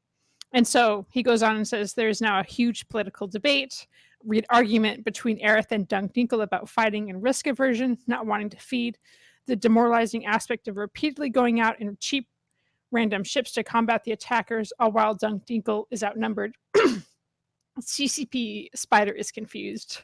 And that basically just sums up the entire CSM minutes for me. Is just like everyone has these wild visions of what nullsec should look like, the healthy nullsec, and you have alliance leaders, all kind of like advocating for their own personal vision, and no one really knows, and no one's really is working towards, hey, let's look at the big picture of how we can make this stuff sustainable. But it just seems like, to my opinion, it was just, how can we make nullsec safer? I'll be honest, I didn't read it that way. I think you're kind of not wrong. I definitely think that that's a valid reception for the way that session went, and the fact that CCP Spider was confused could probably be replaced with CCP was confused and call it good. What I would say is that Dunk's point potentially wasn't well represented there, in that there's generally an argument when people come to your space in roaming gangs and they think the best way to get a fight is to attack your ratters. And really, when your ratters get attacked, all you're looking to do is defend them. You want to drop whatever it takes to drive away these hostiles, and then you want to make it so overpowering that they don't want to come back. And that's negative for the defenders because it encourages this kind of super capital umbrella argument. It's negative for the attackers because it encourages them to not put the effort in to go hunting people. Just generally, especially Dunk living in Catch, as he does, one of the hotbeds of PvP content on a smaller level. What he's looking for is a hostile fleet that will turn up, and this is a thing that happens to Brave occasionally, actually. He's looking at people who will turn up in his staging system with a fleet of, say, 50 people, Caracals and Logi and what have you, and go, hi, we want to fight. Come and give us a fucking fight. That's what he's looking for. He's not looking to be able to drop carriers on aggressors. He's not looking for hostiles to come and hit his ratters who are just trying to make money and be new players half the time. He wants people who will turn up and look for honest-to-God PvE content that isn't just preying on people who can't fight back because they're not focused on that. And so I think there's a context issue with the way CCP represented that in the minutes. And this is my understanding of the scenario, not how it went down. I wasn't in the room. I wouldn't pretend to be in the room. But I generally think that Dunk is looking to see a situation where players can fight one another without having to impact on the people who just want to make some money. And See, that's I kind of think my that's reading. a really dangerous position because there has to be, you have gazelles and you have lions. And when you have gazelles behind an electric fence, there's no way for the lions to come in. And if you have these arranged fights where you arrange content for your guys because you need to do that to keep them active, then you get into this really artificial meta that we see today. Like no one in this room is gonna deny that fights are arranged, and they do that because you have to do it to keep your members awake and active. You have to do Then it to avoid the supercap umbrella response as well, which is circling back to the idea that supercapitals are bad and need to be changed significantly. And yeah. right. But So, anyways, 2 cents here, which is that, and I talked about this at the time, that my interpretation of that, and that's all we can really give. We can only give our own interpretations of what was said, outside of what's actually written down, is that basically just Dirk was trying to explain the point to CCP of Dunk. Dunk, yeah. Was trying to explain this point to CCP about here is how I would react to people in my space, because this is what people who are hostile in my space do. And I don't think it was the right way of talking about it, because I think that the best way you can approach a topic like that is by starting with a positive end goal that everyone can agree on, and talk about the things that get in the way of that. But that's beside the point. What Dunk was doing is explaining that, hey, when there are people in my space, I don't want to give them a fair fight. I want to just shit on them and get them out of my space, because they're not here to have a good faith fight with me anyway. Don't forget that we're not talking about people who are going to go hunt in Delve. We're talking about, specifically from Dunk's perspective, people are hunting brave newbies. And I would challenge anyone in my audience who doesn't know that this happens. You absolutely see people who will sit in wherever the hell brave newbies are staged, in snaked Orthruses and snaked Imperial Navy slices and stuff like that, and just kite away forever, and are basically uncatchable. And that's going to flavour your perspective of how small gang works, unfortunately. And I think Dunk was somewhat victim to that in this circumstance, because not all small gangs are like that. A lot of small gangs will take the risky fights, the 50-50 fights, the 60-30 fights. And those are good. That's the kind of content you want. But equally, you're going to have people who are just as risk-averse with their small gang behaviour as large empires are perceived to be risk-averse with their umbrella behaviour. right. But circling back to the point of CSM and the CSM minutes, is my impression, reading through the notes, it was more people advocating for their way of life rather than examining the overall health of the game and advocating for changes in light of that. That's basically what I was trying to say. And not, I like Dunk. I think he's a great guy. I definitely don't have anything personal against him. It's just the way he comes off sometimes with regards to how nullsec entities should be set up is just look, I understand you were farmed at some point, but so was everyone else, and they learned to live with it. And just because now you have the super capitals doesn't mean, and you're on the CSM, doesn't mean that you should be you should remember where you came from, basically. And it's not about, well, I got mine now, so everyone else can just fuck off and die. But how can we make this so other people can have that upward mobility that we did? I don't think I personally would never agree with anything where you're saying Dunk isn't looking out for the little guy. Dunk is possibly one of the most look out for the little guy people I know, and I talk to Merkelchen on a fairly regular basis, who, just in case listeners don't know and aren't aware, Merkelchen runs Karma Fleet. Again, possibly one of the most look out for the little guy organizations around. If it's not good for the little guy, it won't happen.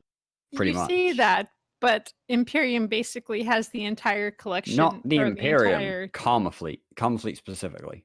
Karma Fleet is in Imperium, though. Karma Fleet is, and Merkelchen is a pretty significant member of the Imperium's organizational mechanism. But I'm not going to get into that debate here. That seems a bit weird. But Dunk as leadership or a leadership-esque figure in Brave is always looking out for the little guy, as far as I've been able to tell.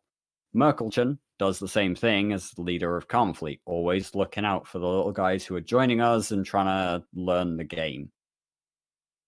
It's about teaching people in their minds, as far as I have been able to assess. So I want to move off this Dunk bit, but I do want to give my own personal thoughts on the minutes, which is outside of the fact that I didn't really think that much particularly great feedback was given by the CSM, which is something we'll be talking about in the general notes right at the end of this. From the CCP side, I saw absolutely no strategy. We were telling you throughout the whole thing that we have a strategy, we have a plan, we have things we want to do, but I saw nothing that actually was in reality a strategy. It was a end goal that CCP had in mind and a concrete, understandable way to get there. They talked about, we want to move people to this state of anxiety. We want to move people from here to here, but none of those graphs meant anything. They were just literal corporate bullshit. I challenge anyone to look at those graphs and tell me that isn't just the equivalent of writing synergy on a whiteboard. Obviously. I can't argue with that point. Right. I'm same here. Felt like very much window dressing. It felt like people were trying really, really hard to convince the general public that CCP definitely had a plan. But there was no substance behind it. CCP hadn't identified key areas they wanted to target. CCP hadn't identified key areas of gameplay that they felt were problematic. CCP hadn't identified key metrics that they wanted to improve on over time. CCP hadn't identified what they saw as, larger scale strategic problems within their client and how they were going to change it. What they basically just said was, we think that we need more new players because that's going to save the game. And that's just not going to cut it. That's not a strategy. I think it's an admirable way to go about things. I think putting more work into the NPE is a good idea, but that doesn't make it a strategy. Having a good idea does not mean that you have a good strategy. You're not wrong. If I see Hilmar in the next year, I'm going to just hand him a copy of a very, very, very good book that I've read. It's one of those classics that you will get recommended if you ever do business school. And that is Good Strategy, Bad Strategy. I don't know who wrote it. I'd have to look that up. But it is an incredibly insightful view into what an actual strategy is and what is contained within it. I swear Frankly, I don't think Hilmar knows what a good strategy is. I swear to God, I'm looking forward to seeing Jin'taan at a couple of Eve meets in 2020, and I hope to God every time that I see him, I can ask him, have you given Hilmar that book yet? And I hope if his answer is no, then his answer is no, but I have it in my bag. Wonderful. Anyway, shall we move on from this topic? Yeah, let's talk about. That's my one rant. I normally get my good ranting hours in about 2 hours in, apparently. I mean, I'm good to move on. January? Yeah, actually, so Talking in Stations streamed this back in October, and it was Norris went gathered Fraternity and Winter Coalition together, and they announced the official end of the Extinction War Part 2.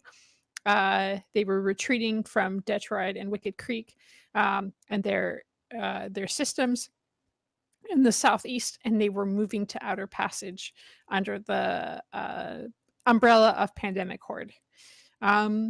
Just some numbers that I did for my own for our own year in review.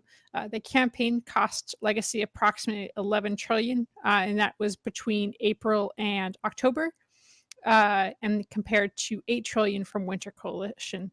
So Legacy suffered a lot more for it in ISK-wise, but they ended up winning the war.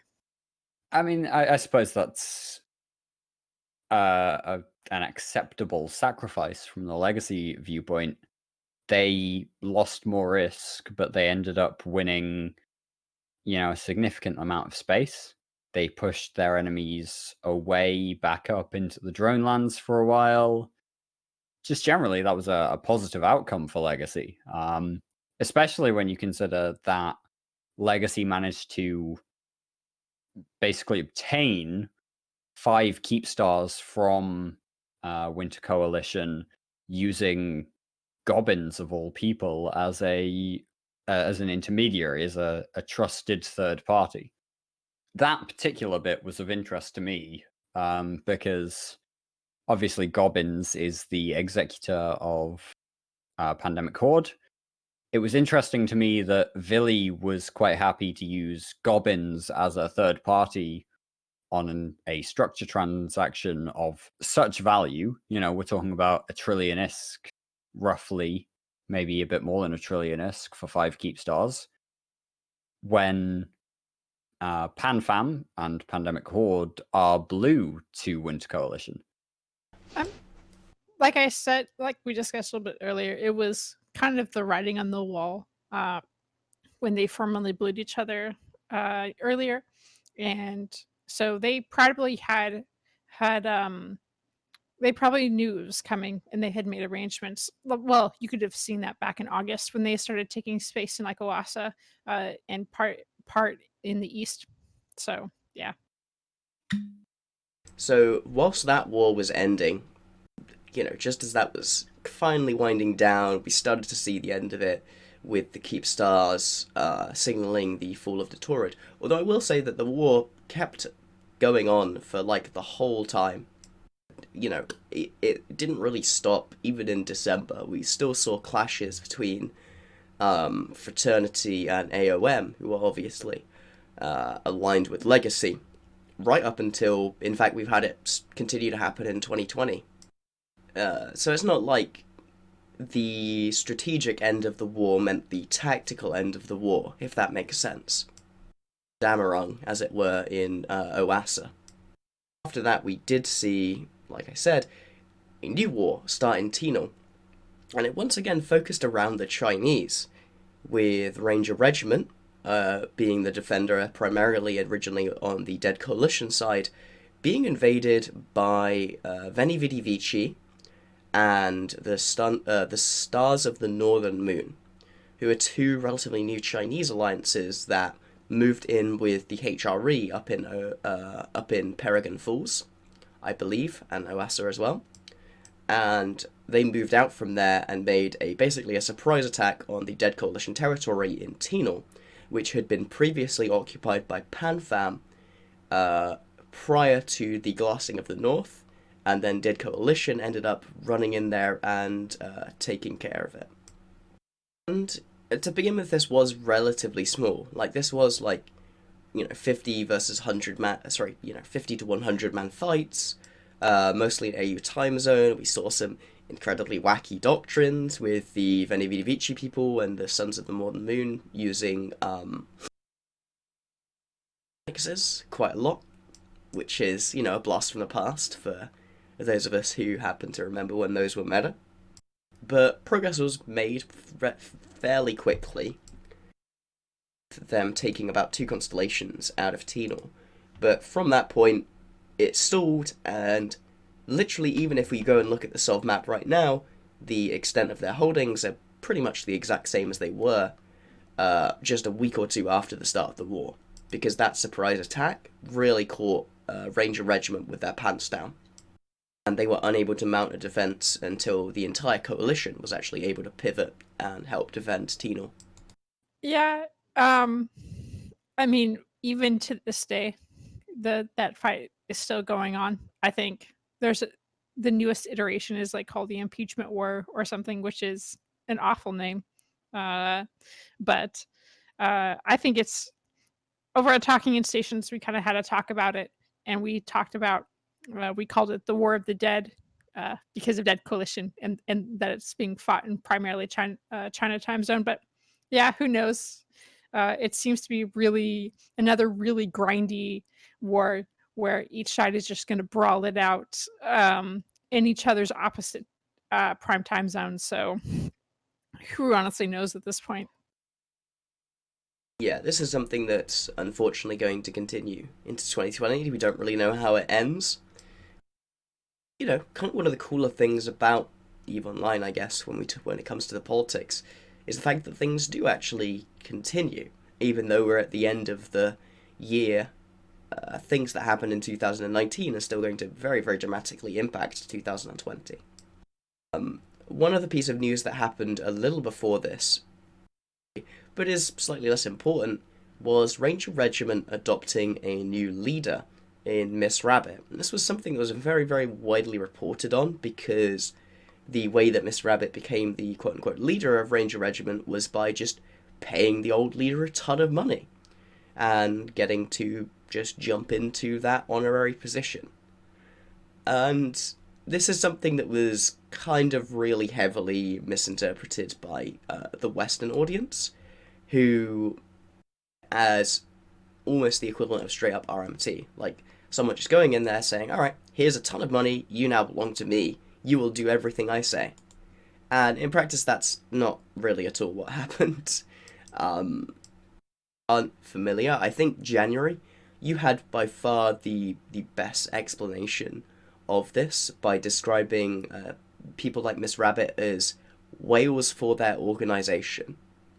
I think that's an absolutely great way of putting it. So in China, it's very, very common culturally to gain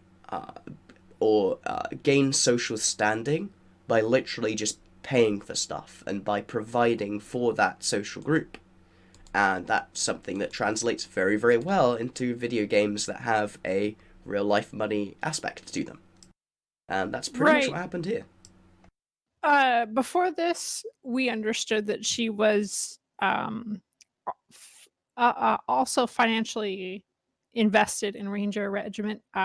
She had spent somewhere between 100 billion allegedly buying the naming rights for all the Fortizars and Keepstars, and then there was something else. I think some sort of SRP that she was paying for as well. So yeah, she was invested in Ranger Regiment for a while before this, and a lot of people looked at this like, like, yeah, traditionally through Western culture, and like, what does this mean? She's not a PvPer, she's like 4 months old, and she has like no real background in Eve, and that she bought, whatever that means, social standing in Ranger Regiment. And she said, we're not going to be pets, we're going to do our own thing. And a lot of people were just like, well, how is that going to play out? Because, people say all the time, we're not pets, but when you live under a giant coalition like Darkness, then yeah, you're either pet or you get stomped on every 6 months. What you kind of that those are kind of your choices. So yeah, and nothing really happened. She moved a character into the Executor Corp, and that's all that happened. Yeah, I think to weigh in on this real quick, this was one of the most politically non-issue events that happened within the community this year. Somebody paid some money to have a say in some stuff. Potentially is the worst way that it happened.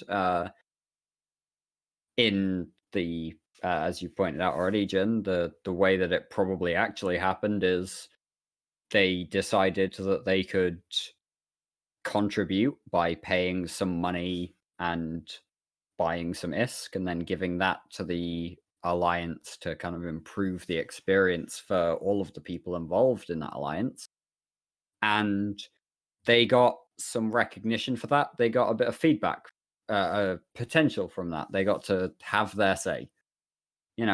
This is kind of the way the world works, even in the Western world. If you pay a lot of money as a contribution to some sort of political party, you're going to get some ears leaning your way. That's probably the best way to put it. The ears are going to lean your way for a little while, and people are gonna like at least pretend to listen to what you're saying. I don't know if that's what's happening there.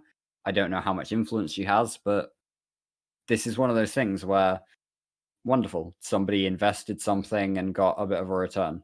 It was a big deal at the time, but it's not politically massive in the grand scheme. Moving on to something that is a little more impactful in the grand scheme of things. Actually, delving outside of nullsec politics, so outside of our comfort zone a little bit, with the strike in the Minmatar and Amarr faction warfare zone. And this involved a collection of Amarrian and Minmatar sides. Not all of them, but practically all of the Minmatar and the majority of the Amarr agreed to trade systems that held faction warfare mission agents, so that neither side would have access to them, effectively locking an entire mechanic out of the game, basically in protest of its existence, from what I understand. Due to the amount of sway that PvE players were perceived as having over what the organised PvP groups obviously feel should be an organised PvP area. This was a weird one from a news perspective, and that's the only perspective I have on this one. This was two sides of a warfare system going, we're not seeing an impact from our fighting, so we're going to stop going to war. I think CCP needs to pay attention to that. I think that they should really kind of make the whole faction warfare thing one of their focuses in 2020, but who knows what's going to happen there. It was newsworthy just because there was a truce more than anything else. The overall impact is still up for debate, so I'm not going to comment too much on that. I was actually a little bit sad that I didn't see a whole lot of like notice from CCP. It was actually really impactful what they did by trading systems, and it was a good example of how instead of waiting around for CCP to do something, players actually came together and figured out how to how to kind of change faction warfare from benefiting the farmers who just blitzed missions to people who actually involved in plexing systems. So yeah, I was a little sad that CCP kind of missed that opportunity. Rise has teased some changes for 2020. Nothing beyond that, but hopefully we'll see something, even honestly, even just some, as they called it, just changing numbers in a database would go a long ways in helping revitalize low sec and faction warfare in general. I don't know if it definitely did draw at least a little bit of CCP's attention to the Warzone. I think, if I remember correctly, they were forced to do like a little token change at EVE London. But it doesn't seem as though CCP is going to shift their development priorities to refocus on faction warfare anytime soon. I'm sorry to burst the bubble of anyone listening to this. Yeah, I doubt there will be serious resources allocated there. nullsec has tried a lot more substantial protests than this, and not really had a response from CCP in the past. Not even in the recent past. I mean, I suppose this leads us on to another major thing that happened in October, which was Killer B resigning from the CSM. So we have to talk about that. I want to first of all just say fair play to Killer B for actually being someone who was willing to put their hand up, take the L, rather than sit there and just pretend you're totally active for the extra 6 months of the year, and then just claim you were never inactive, because no one outside of the CSM will ever really know, unfortunately. I don't think that it would have been likely that CCP would have kicked him, even if he was completely inactive for the latter half of the year, as long as he was willing to attend some amount of meetings. That generally seems to be the bar that CCP puts on it. I think this was really interesting because, according to my records at least, and I invite anyone anywhere to tell me I'm wrong and tell me exactly where I'm wrong, because I would love to hear more about the history of the CSM. But I think this is the first time that any member of the CSM has either been removed, uh, uh, or resigned without being banned from the game since the Mittani was removed as the chair of the CSM in CSM 7 back in what would that be, 2011, 2012? Before that, even 2010, I think. I don't remember any time before this that someone willingly stepped down from the CSM.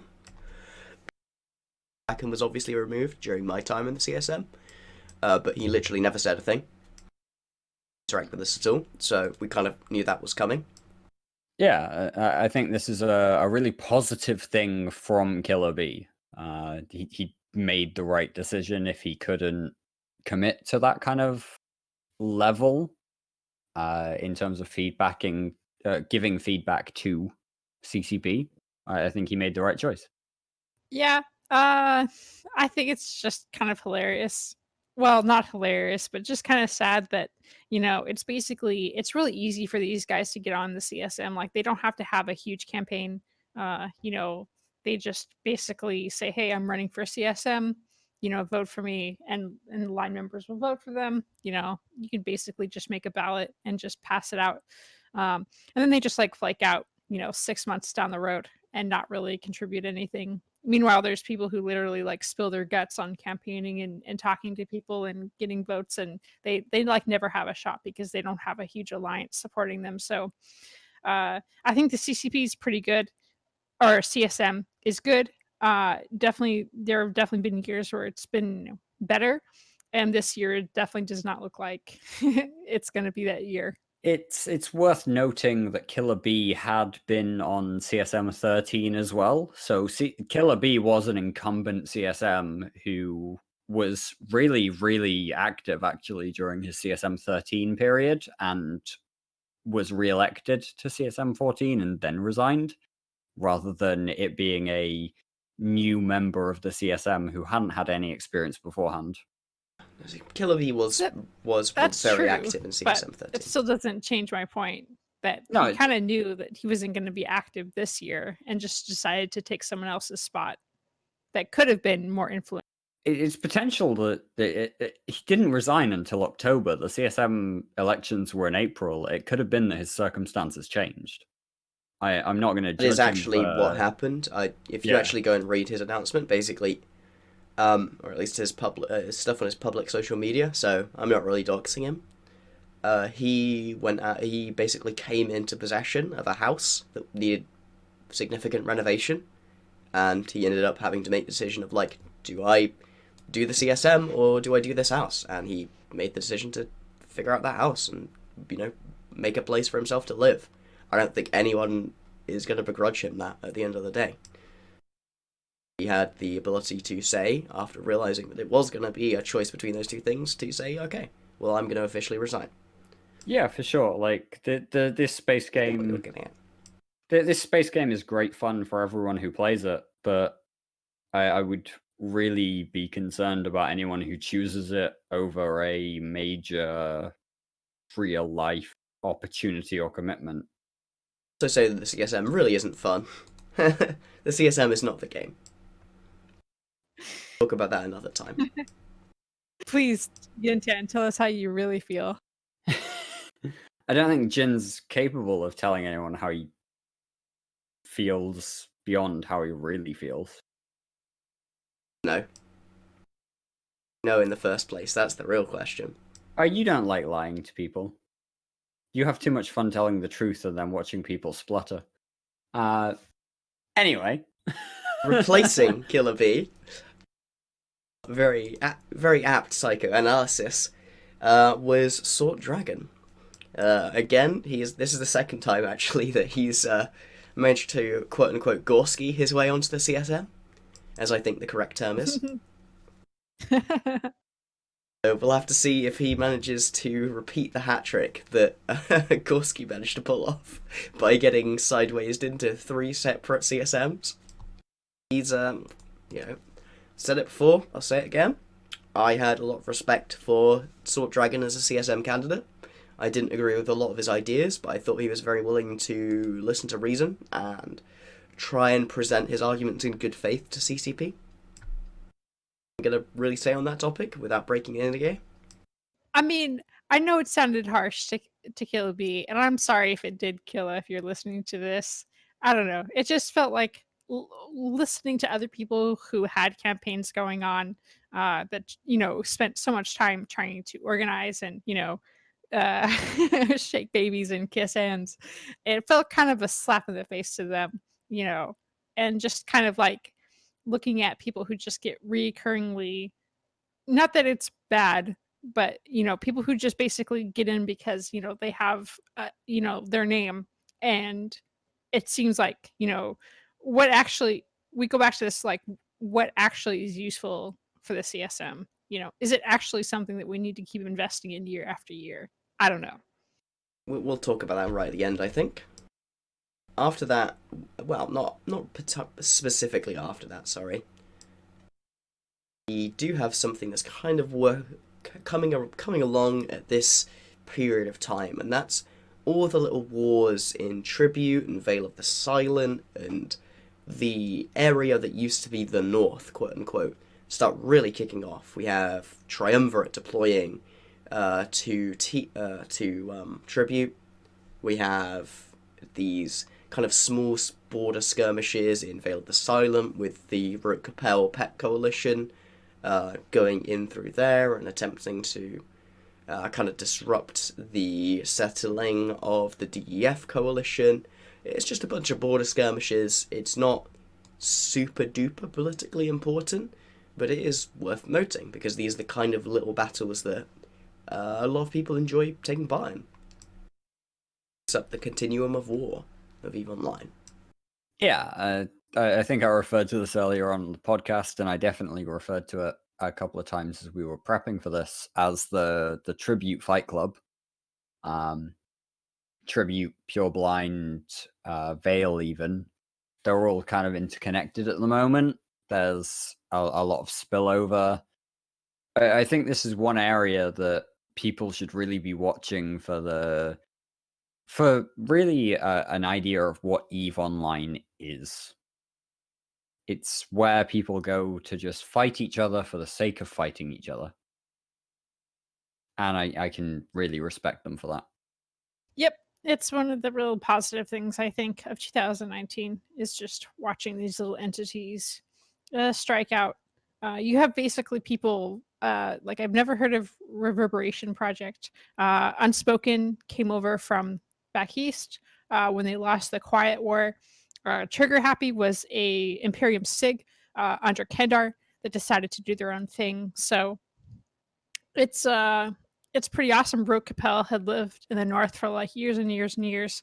So yeah, it was really cool talking to these guys and just getting their perspective on what they're doing.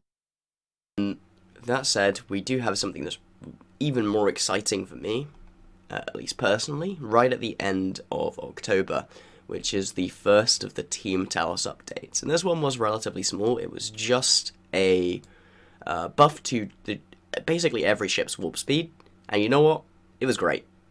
I'm not going to give too much in-depth analysis because I don't think there's that much in-depth analysis that you can really do, but moving faster means you can go and find people and shoot them faster, which means you spend less time doing the boring things in the EVE, i.e. moving around. Good.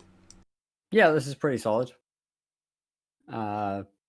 I think they ended up knocking back like the Cinnable's warp speed a little bit in light of this, because the Cinnable just like moved faster than an interceptor or the same speed as an interceptor. I was really disappointed by that.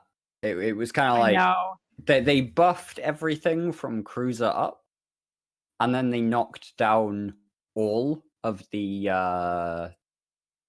Angel Cartel ships, which meant that the I can't remember what the name of the Angel Cartel frigate is. Daredevil. The Dramiel.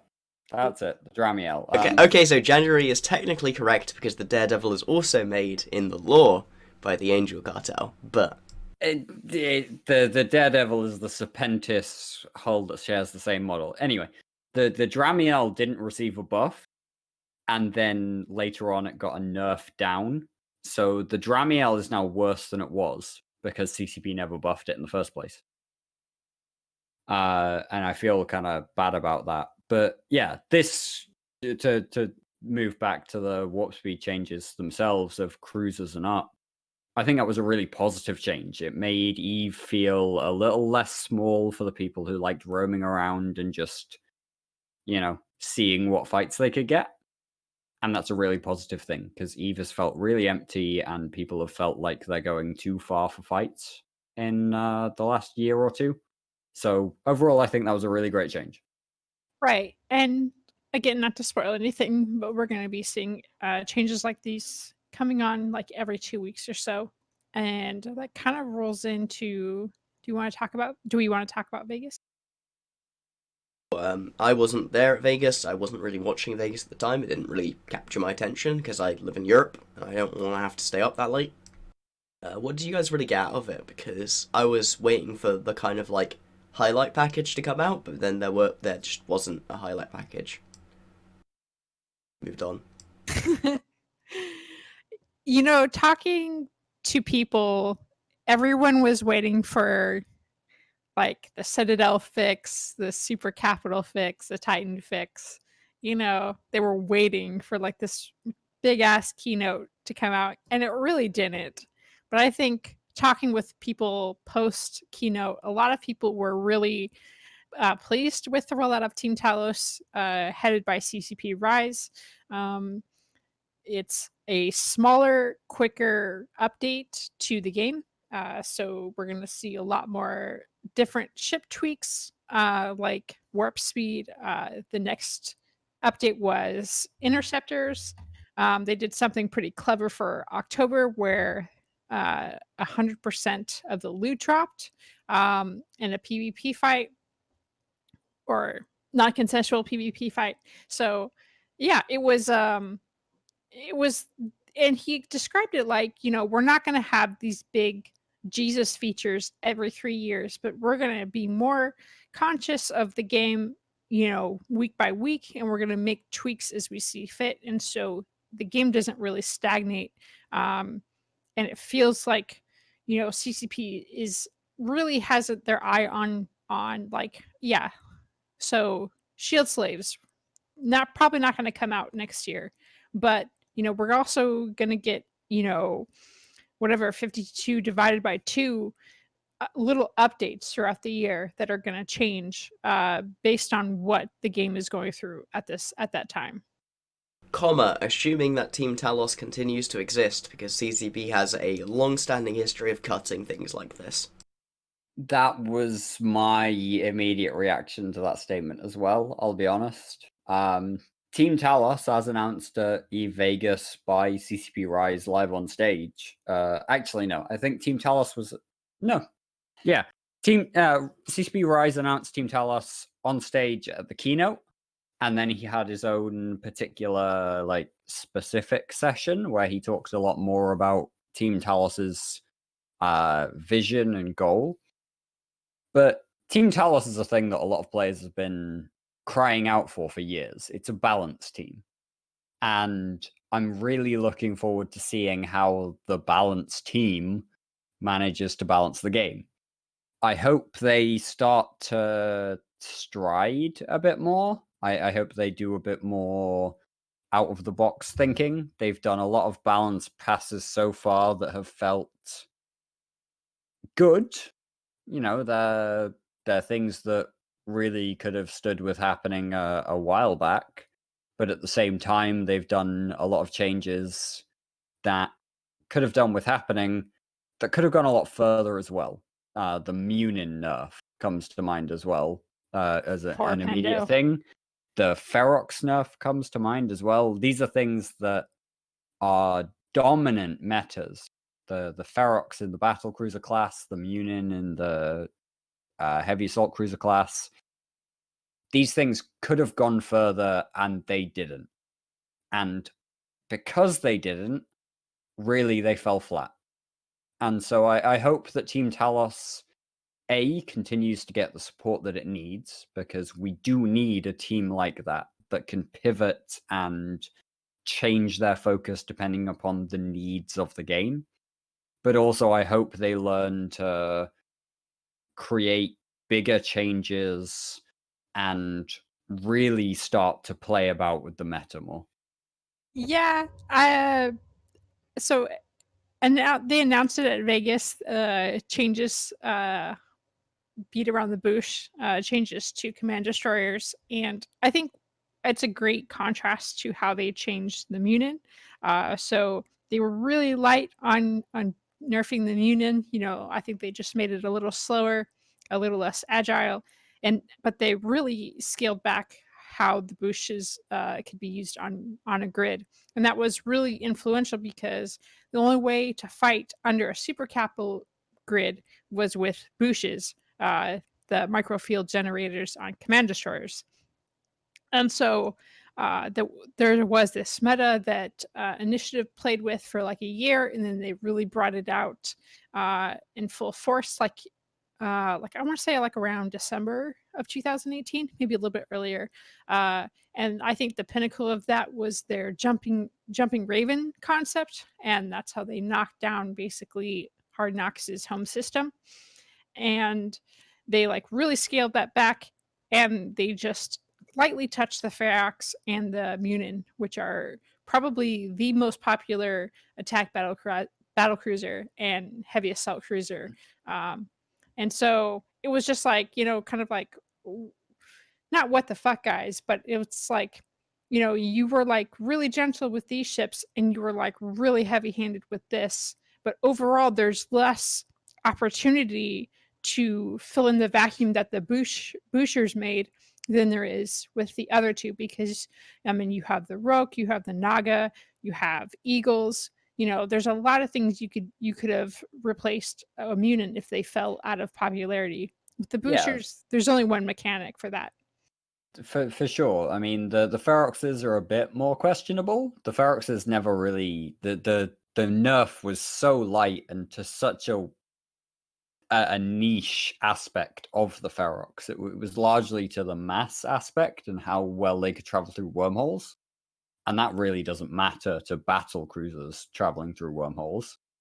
But as you pointed out, when it comes to the Munin nerf, the Eagle exists. So if people are really feeling that bad about the Munin, which they shouldn't be given what CCP did to them, they'll just switch to the Eagle anyway. And so, yeah, Team Talos is still learning. They're still picking up where they need to touch, where they don't, and how they do that. I have high hopes for them, and I really hope they last throughout the entirety of 2020, because this is the kind of team that we've been calling out for half a decade now. Right. I don't want to be super cynical about it. It just seems like a great thing. I hope it continues. Say about it, these weren't hugely impactful changes, but to be. All that needs to happen is that the game needs to be kept fresh, and I'm glad that CCP seems to be at least temporarily aware of that. Anyway, moving on, and speaking of things that are fresh, we're going to move on from fresh mechanics to fresh corpses. Because unfortunately in 2019, Skill Yourself wasn't the only alliance to disband, as snuffed out. Just a few months on from, one of their marquee moments, or what would have been one of their marquee moments for 2019, the kind of thing that would put them in contention, I think, for like Group of the Year candidate in O1Y, snuffed out, disbanded. I don't think anyone was sad, to be honest, over that. I was, actually. Whoa! That's a really bold statement. I was quite disappointed to see the fact that Snuffed Out had disbanded. Obviously, they were members of the Imperium in 2018, and we had quite a close relationship with them. But even still, even without that, they were significant factors in LoSec. They punched well above their weight, no matter where they went, and I think it was a really sad day when Snuffed Out disbanded for EVE Online. Well, they were kind of like skill yourself, where they picked the fights they knew they could win, right? And it's true, they had a really profitable relationship with the Imperium. They really ballooned with their Titans and super carriers much faster than entities of their size. And so they were able just to kind of roll around low sec and basically kill anything that they wanted to.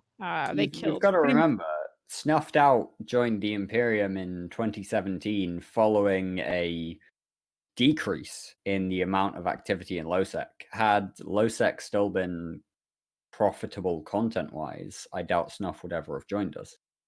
I mean, I would say that's debatable, because looking at kind of the carnage that they wrecked on Blackrise and Placid and the surrounding regions, like they took what little content was there. Like you had Templus Calcif, you had Mjolnir Block, you had like Exodus, all these, and like there was like a zillion of them that lived in just those two regions alone, and they just basically mowed down anything Fortizar, Keepstar, Athenor, and every Athenor in Losec. So to be honest, I wasn't too sad. I not had dealings with them personally, but I saw some of their personalities, and I was not really impressed. So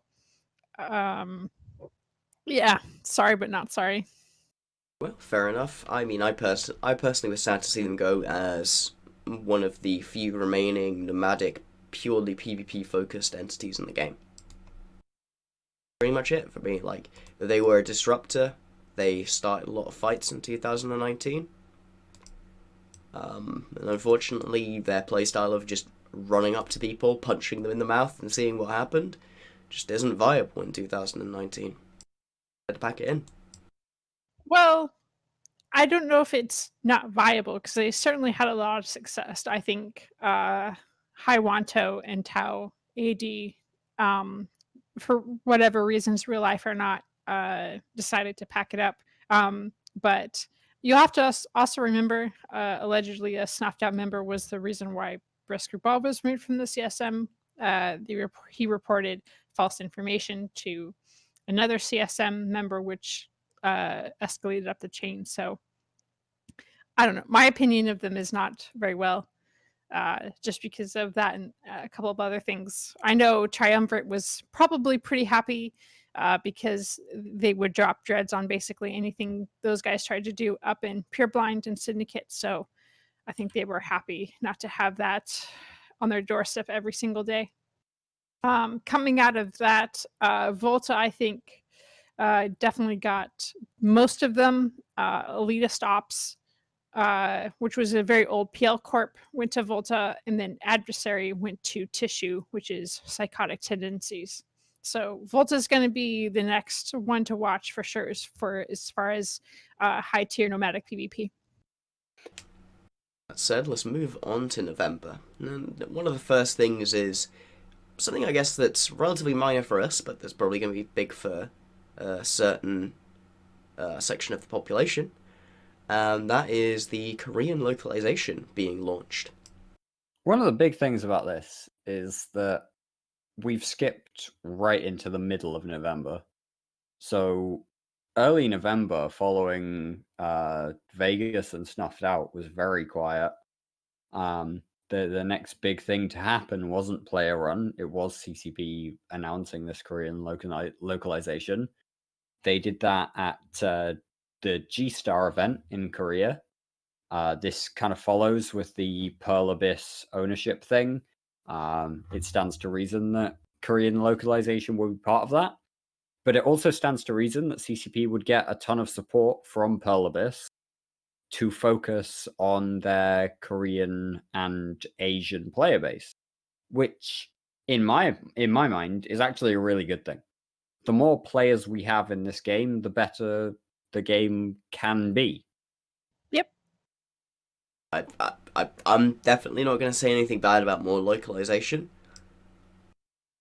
Something that Pearl Abyss paid for. It's really weird that normally when a company gets acquired by a larger conglomerate, you expect that conglomerate to be like the source of all the problems, at least in the eyes of the community. But like by and large, I think most people have just looked at PA and been like, yeah, you guys know what you're doing. This is cool. This is fine. Yeah, I don't think anybody's really worrying about what Pearl Abyss are doing in terms of EVE Online, because at the moment, Pearl Abyss aren't doing anything in terms of EVE Online. They've kind of left CCP to do what CCP do, and they're kind of collaborating to help CCP grow, even as this G-Star Korean localization kind of proves. Pearl Abyss are not the problem right now. Speaking of company matters, though, we do have one other thing to talk about, and that is the fact that in November, CCP Falcon announced that he was going to be leaving CCP. A real sad one, because he had been in that company for nearly gone 8 years. I think it was something along those lines. Seen a huge amount of changes. The front lines of the community. I mean, shit. Anecdote. I remember that infamous open comms show, which veered onto some, shall we say, controversial topics, where I ended up basically bat phoning him at like 3 a.m. in the morning to jump on open comms and basically calm it all down and solve the problem, and he was absolutely 100% willing to do that. If you can find me another person in the world who will, after seeing a Discord DM they could very easily pretend they didn't see at 3 a.m., and their response to it is to ring me on my personal phone, talk to me, figure out what the situation is, and then immediately jump on, get involved, calm everything down, spend 2 hours talking everyone off the fucking ledge of getting themselves banned from every social media platform ever. There's so few people in the world who are going to do that for what is kind of practically a regular human being job. Yeah. Dedication to the community was unbelievable. Exactly. Yeah, pretty much. I don't think anyone would argue with that. CCP Falcon put a ton of work into his job for an absolute ton of time, and it definitely came across, no matter where he was posting, that it wasn't exactly a job for him. It was a lifestyle that he was paid for. Dude will absolutely be missed, not just for the fact that he was a player with huge experience across a ton of aspects of the game, but also because he was a community representative that had been with CCP for years. He knew us. He had his issues. Everyone has their issues, but he knew the community, and he knew it in a way that, as much as Bam Stroker is a great guy and will do really well as CCP Convict, and as much as CCP Dopamine is putting effort in to learn our community, neither of them are close to Guard or Falcon as they are now. And I think we've lost a lot in terms of institutional memory with the loss of Guard and Falcon this year. This is an absolute wave cut through the community department. I know that they have hired someone else, though. I don't know if that process is completed yet, but they did go to the final stage of interviews just before Christmas. So I am really looking forward to seeing who we end up with. And again, as always, I hope that they are a member of the community, because I think that's super important. It's the only way you're going to get someone as invested as Falcon was, as invested as Guard was, as invested as Logibro became. as invested as Convict is, even. I didn't mean to drop him off there, because he has been very active. That's again something we're going to talk about later. So Not yeah. this thing. Very quickly giving out. But yeah, he will be sadly missed. We also saw the implementation from CCP's side of ACL bookmarks during this kind of period. And I will admit to you guys, this did not affect me in the fucking slightest. You guys are very free to share your opinions. I don't really have any though. I think it was awesome. Wormhole people have been crying about it for the last 8 years, and so yeah, this is a big solid win in my book for 2019. It's something that's not really, it's not like beneficial to like, well, it is beneficial to a huge group, but definitely people in Wormhole space. Yeah, for sure. I mean, January says that this has been a really huge change for Wormhole dwellers. I think that she's underestimating the significance of this change. Like, if you think about it, how long have nullsec alliances been crying out for alliance level bookmarks? Right. A group wants to have a single set of bookmarks for their jump bridges. They haven't been able to do that for years. Now we can go ahead and say anyone not and this is where I think the genius of ACL level bookmarks really does come in and has been underestimated.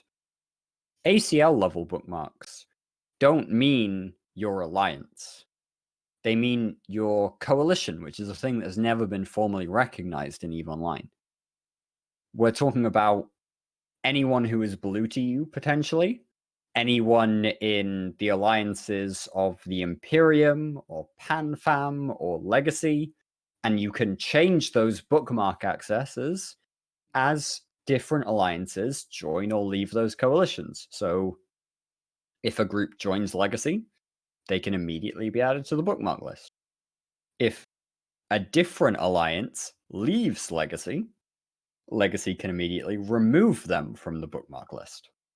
And none of this will have any impact on the day-to-day running of the line members of this alliance. But it makes everything so much smoother from the top down.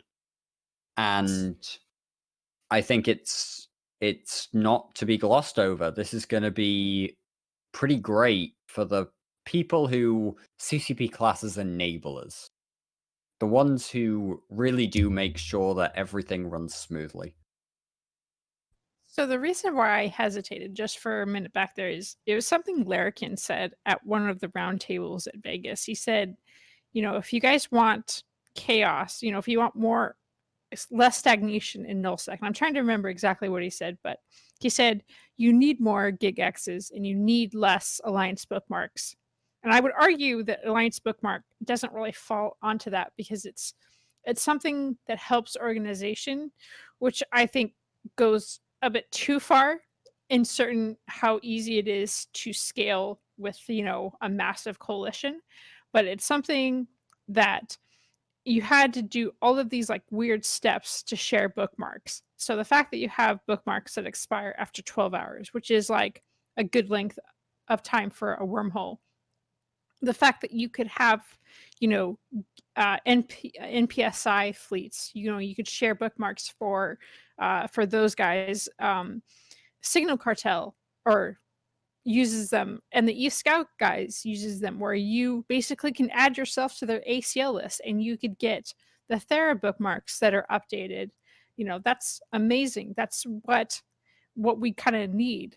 And so yeah, you're right. The understatement of the year is that this was extremely helpful because it was a broad range. It just didn't benefit one person or one type of environment in nullsec. It was beneficial for everyone, and yeah, that's my argument from against what Larrikin said. Yeah, I'm going to refer back once again to the, not to date this recording anymore, but to the push to talk that happened earlier on today.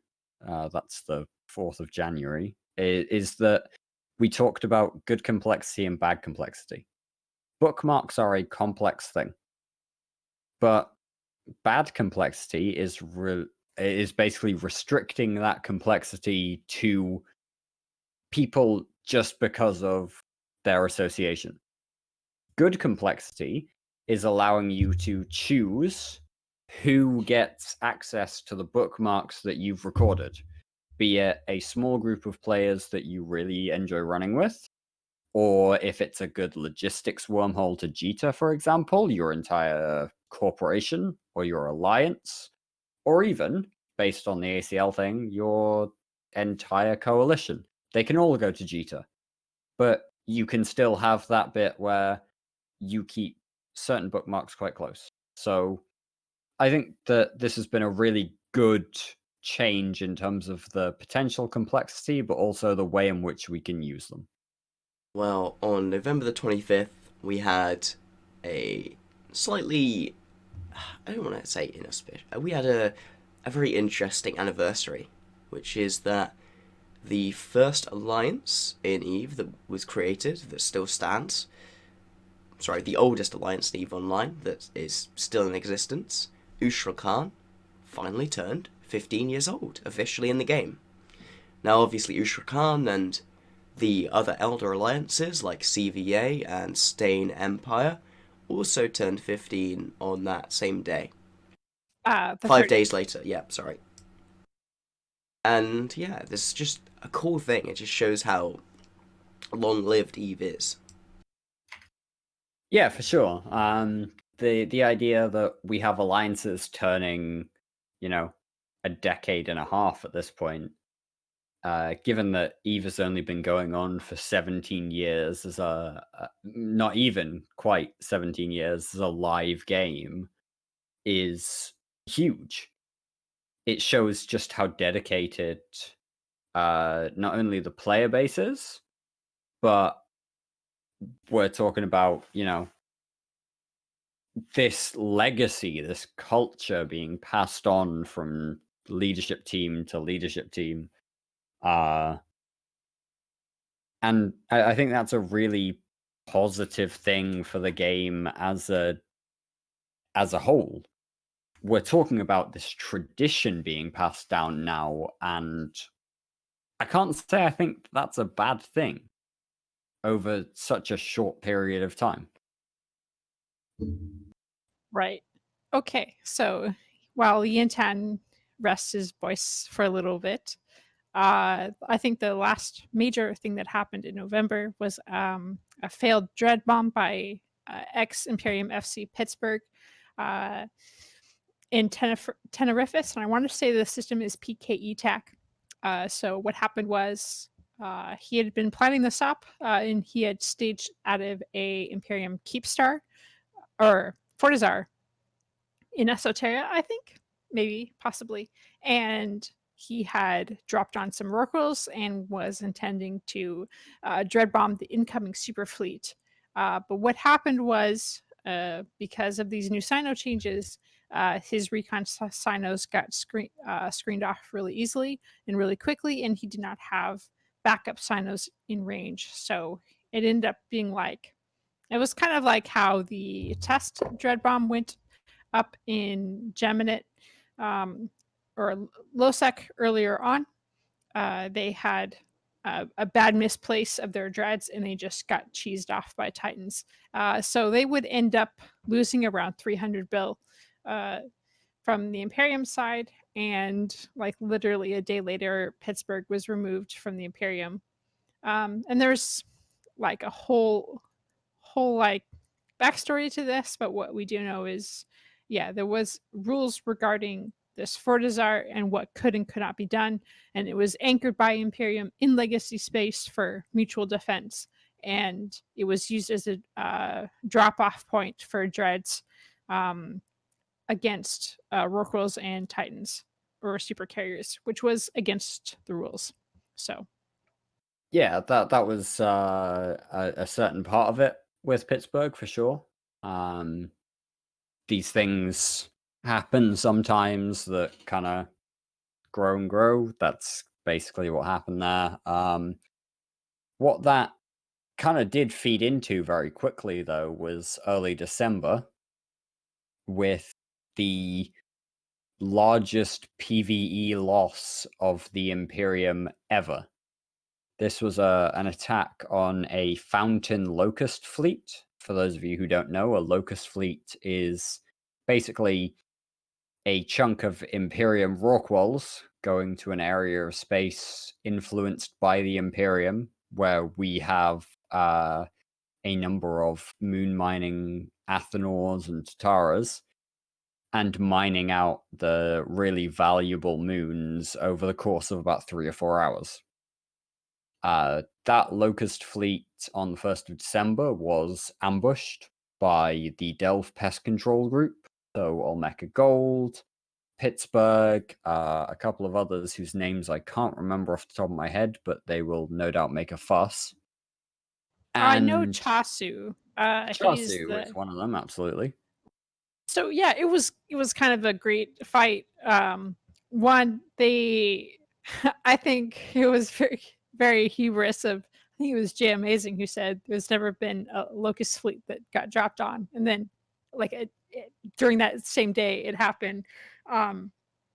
So they had to basically plan moving these dreads in range. They had to wait until they were out of an asteroid belt or had mined all of the asteroids, because Rorquals can panic if they target an asteroid. My understanding was that it was actually a spy Cyno that lit, because at that point, the Imperium still used volunteer Cynos. Right, exactly. So So they they had to have just a spy in place. lit a Cyno. People jumped to a point at which there was no asteroid belt, and nobody could panic, and therefore just got annihilated. But yeah. Oh, I heard they were moving off a moon and they were moving to the next one, and they Yeah, caught them on a gate or no, it wasn't a gate. It was definitely a Cyno. Okay. Well, yeah, But lessons either learned. way, lessons learned for sure. And I think it was like 70 was Rorquals good. or something that died. It- The bill for that, I think, was like 400 bill Imperium side, and then yeah, whatever for the Delph pest control circle. But yeah, it was Omeka. a lot of money with the number of dreads that were committed and died. Right.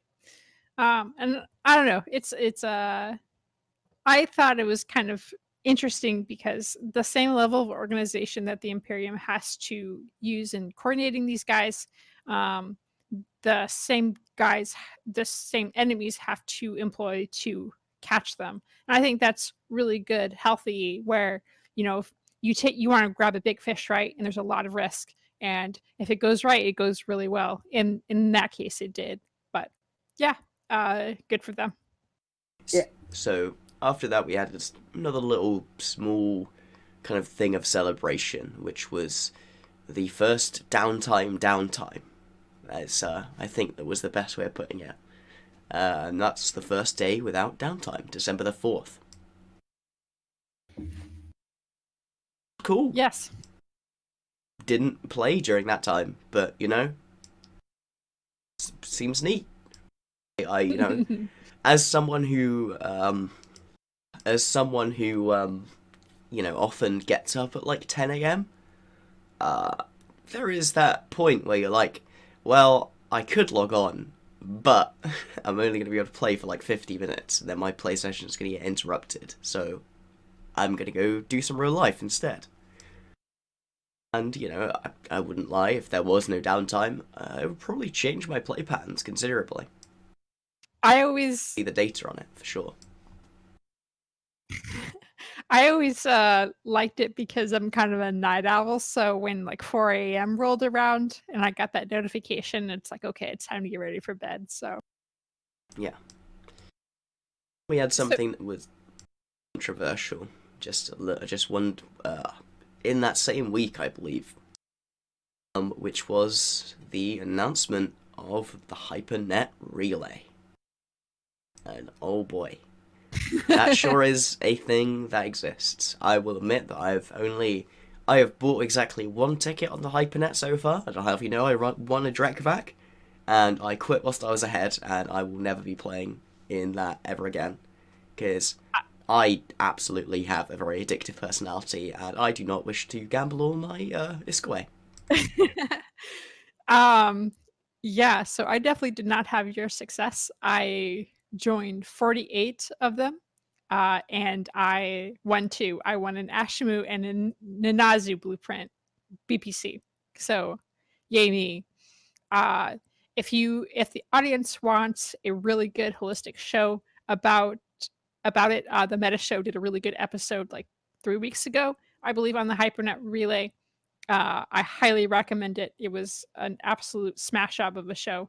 Um, but yeah, some people were happy. Um, Obviously, some are Blink and I want ISK.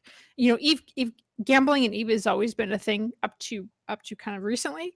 And a lot of people specifically wanted a way to like bet on the outcomes of like the AT or something.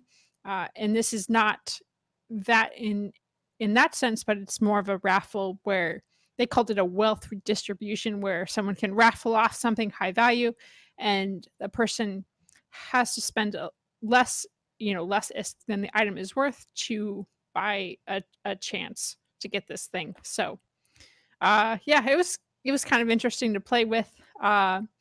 We saw we saw Pro God Legend attempting to raffle off a Raven State issue, one of four in the entire game. The value is something like 3.5 trillion, and so the ticket, I believe, was like crazy 7 bill. So they put it up for 512 tickets marked at 7 bill each. So you can imagine not a lot of people were interested in spending that kind of cash for a chance to win this. So it eventually failed. But yeah, it was definitely the most extreme one I've seen. But obviously, AT ships were raffled off, and faction Fortizars, Titans, things like that. So some people enjoyed them. So whatever. I think that's generally the thing most people have taken, the kind of perspective most people have on it. It's definitely the perspective I have on it now. I don't think it's the most healthy avenue of monetization, but hey, whilst it's legal, everyone's gonna be doing it. So, it's just gonna happen.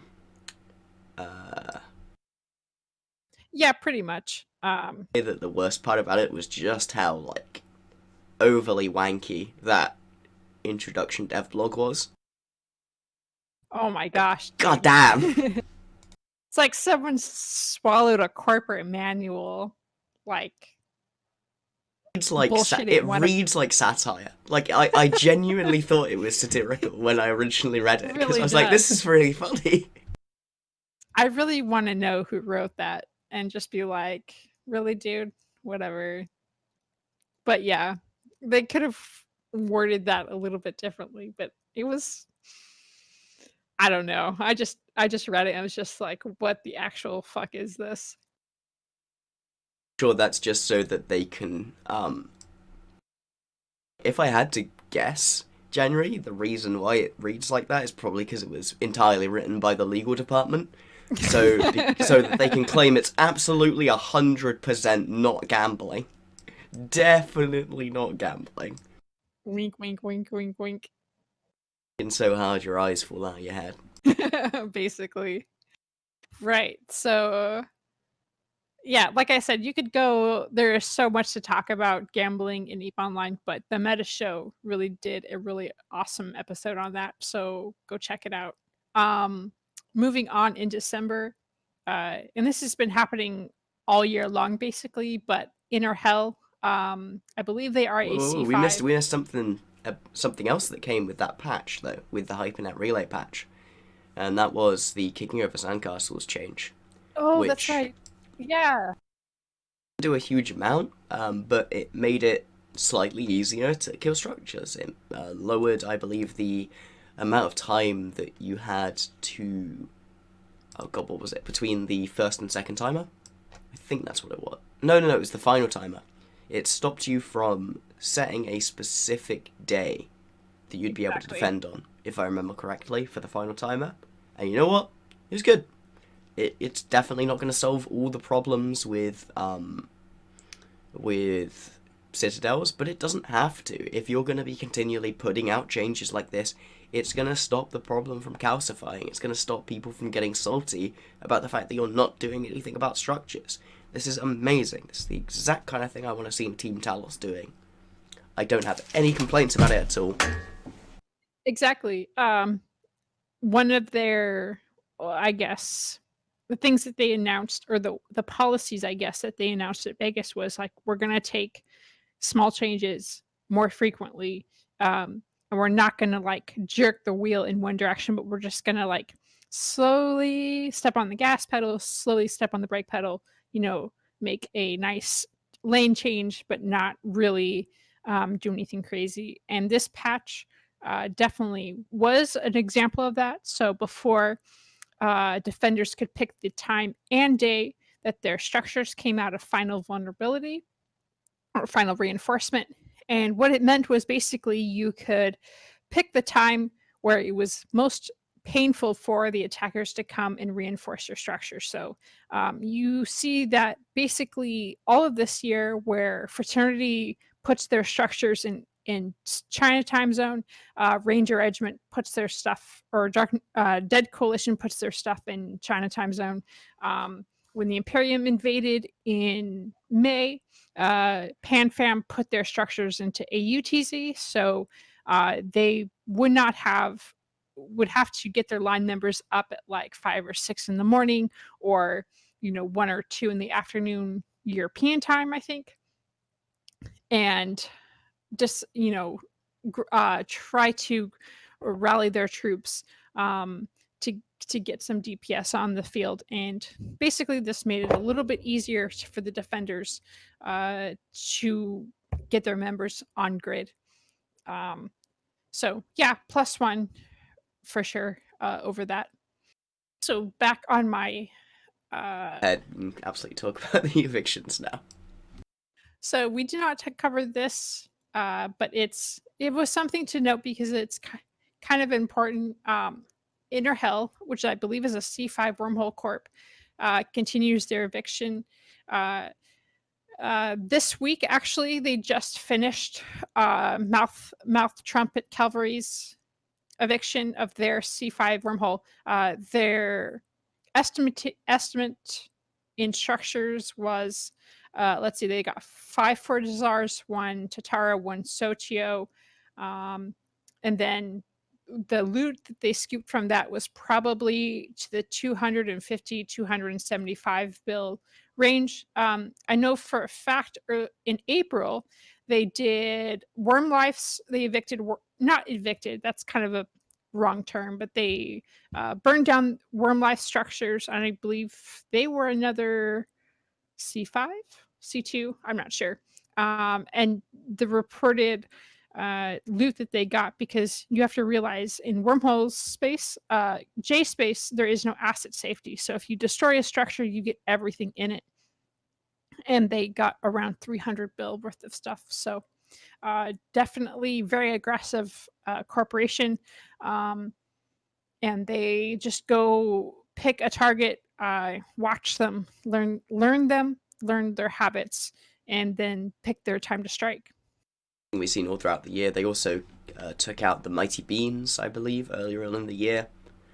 They evicted a C2 Keepstar as well. There's a lot of things, a lot of hefty little targets that Inner Hell have been able to put out. They've just, I think, over the course of 2019, really shown themselves to be the kings of hull control. That's something that pretty much everyone who's ever talked about them has really highlighted to me, is just how much they are on the ball with hull control, how they will always have a dedicated fleet there, dedicated FC, and it's not that kind of lax control that you sometimes see with other alliances, where it'll just be like, 20 dudes chilling out on comms and sitting around a hull, but they're not prepared to have a fight right away. Whereas it feels like Inner Hell are ready to fuck you up the second they can. Right. And hey, that's cool. So we saw this, for a long time from Hard Knocks, and Hard Knocks kind of went away, and now Inner Hell is coming up and taking their place. So it's important that you don't always get to stay on top of the hill, right? So if you are not active anymore, you go away. There's a way for someone else to come take your place. So good job for them. December was a lot about just Eve updates for the devs. Um, there was something that a lot of people were really excited about was the new policy for devs playing Eve. Before they kind of had to go incognito, and if they were outed as a dev, which was kind of easy to do, some of them have very familiar voices and play from Iceland. Um, then they had to like basically recycle their characters, and they couldn't be known as a dev. And we can go into the whole T20 uh, reason why, but I mean, honestly, that's been covered for like it's in perpetuity. So like we get it. And if you don't understand, then literally go to any Eve media outlet and they'll have a blog post or whatever about it. But I have to say there's that this is something that actually came was kind of a joint thing that was really pushed up through the CSM, but not by the CSM as much as I will absolutely say that I lobbied for it. It's something that like there are like individual devs like CCPX type who would come up to me and this is the kind of thing you chat about over lunch because it's the kind of thing that your average line member developer in EVE Online wants leadership in CCP to do. And that was kind of a really weird and interesting experience for me as a CSM member, is being a bridge between the leadership of CCP and the line members of CCP, which absolutely wasn't something that I was expecting to be doing when I got in there. But I'm absolutely glad to see it get results, because at the end of the day, these people just wanted to play the video game that they were designing. That's all they wanted. But ever since T20, there has been so much fear about it that they've had to keep things on lockdown. And I think now we've reached the kind of point of maturity where we're pretty sure a dev's not going to just spawn T2 BPOs again, right? I'm pretty sure someone's going to spot that. exactly listening to we had Convict and Dopamine on Talking in Stations a little while ago, and they said, the restrictions that they have in place where they can't be in alliance leadership, they can't do mass market manipulation, they can't scam, they can't, use their position in any way to benefit someone. Also, they have a lot of restrictions on how they use their dev tools. So obviously, some of them can't even log in when they're at home. And if they do, it's going to flag internal affairs under CCP Pellegro. So yeah, they're going to get in a lot of trouble, and they understand that. But most of these guys really want to have fun. They want to play the game that they're building, and I think this is going to help developers be more friendly towards the CSM, a bit more understanding of what each other's like day-to-day frustrations are. So I hope they have to, do Entosis and structure grind and, I don't. get their work roll dropped on. Oh, hi, Dirk. Yeah, sorry about that, guys. I had a minor internet issue, but I really hope that they don't have to put up with entosis and structure grinds and what have you, because that's not something that I would wish upon any dedicated player of this game. The fact that I wouldn't wish it upon any dedicated player of this game should probably tell CCP something, but yeah, I want to see them engaged with this whole policy shift. I think it'll be really good for them if they can be engaged by this. And just generally, it's one of the things that they've changed at the end of 2019 that has made me a little bit more hopeful, if not optimistic. I hope that this will go well. I don't expect it to go well, if that makes a lot of sense. I don't know. It's too early to tell, to be honest. It I really know is. a lot of devs are happy about this, so We have one final thing that we wanted to talk about in the year that was snuck in right on the 22nd, just before Christmas. And that is a little resource nerf. I think, if I remember correctly, this was literally just removing Veldspar and Spodumene from belts. It wasn't just that. They also reduced the amount of ore in nullsec anomalies by, I think it was 50% for colossal, enormous, and large anomalies. So basically, the asteroids that previously spawned still spawned, but they spawned with half as much ore in those types of anomalies, along with the Veldspar and Spodumene nerf. right. This was interesting to me because I heard about the anomaly reduction. I heard about the fact that CCP had touched the amount of ore in nullsec anomalies. I heard absolutely nothing about the fact that CCP had done anything to nullsec asteroid belts until they released the dev blog, the dev blog words. And I think that's kind of how it should be. Not everything needs patch notes. Part of the reason why people feel like nullsec has or the game has gotten stale is because everyone knows within like 3 weeks what's going to happen, and the people who are in the position to profit off of it profit way more than people coming up behind them. So yeah, I think for things like resource allocation, for changing how anomalies spawn in nullsec, things like that, it should be like you should wake up and you're just like, whoa, I can't do the same thing I did yesterday. I need to figure out what's going on. I need to collaborate. And, the drifters were perfect in that. It's just like, okay, what is their behavior? How can what have you tried? What have we've tried this, it didn't really work, and that's how it should be. It shouldn't be like, oh yeah, we know exactly what's coming down the pipeline, we're all prepared, and we're going to make a trillion isk off of this because we know how to manipulate the market right in the exact time. I disagree. I think that if CCP are going to make a change to the gameplay in any sort of significant way via the mechanics of the game, it needs to be in the patch notes. I would argue that the patch notes need to be regular. I could see a path to posting the patch notes, for example, the Friday after patch day, which, as we all know, patch day is Tuesday. I could see a 3-day lead time before they post patch notes if they are willing to dedicate themselves to that. And this is the issue, right? I would be happy with somewhat late patch notes to give people who can identify and adapt to a change faster some advantage if they can consistently produce that potential advantage. But CCP can't at the moment. They're not posting patch notes regularly. They're not posting complete patch notes.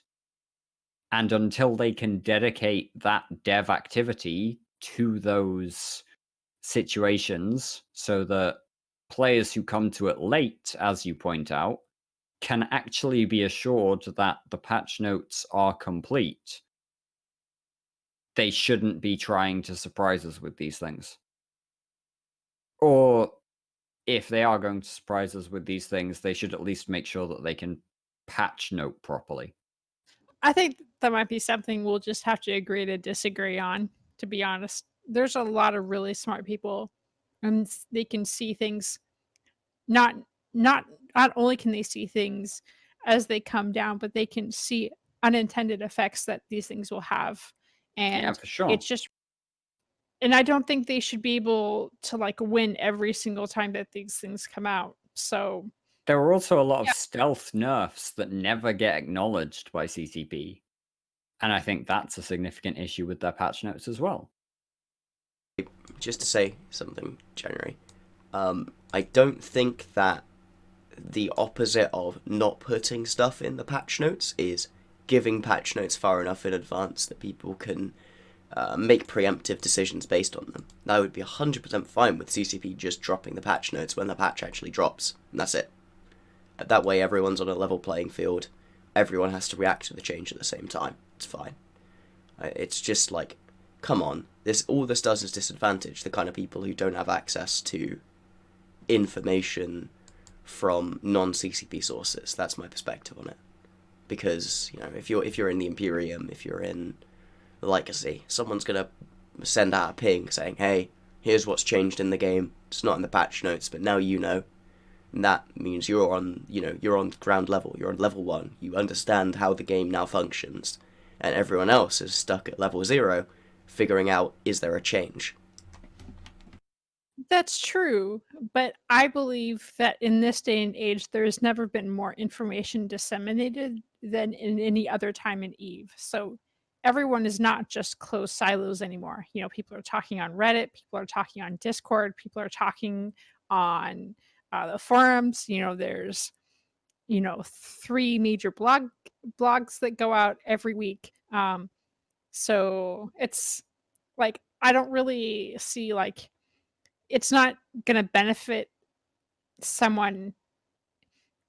It's not gonna disbenefit anyone from not having the complete patch notes or patch notes on day 1 because I don't want to argue this in depth in this particular podcast, but I would almost guarantee that people in the Imperium hear about any change CCP makes that isn't in the patch notes probably 6 hours before anyone else in the game hears about it.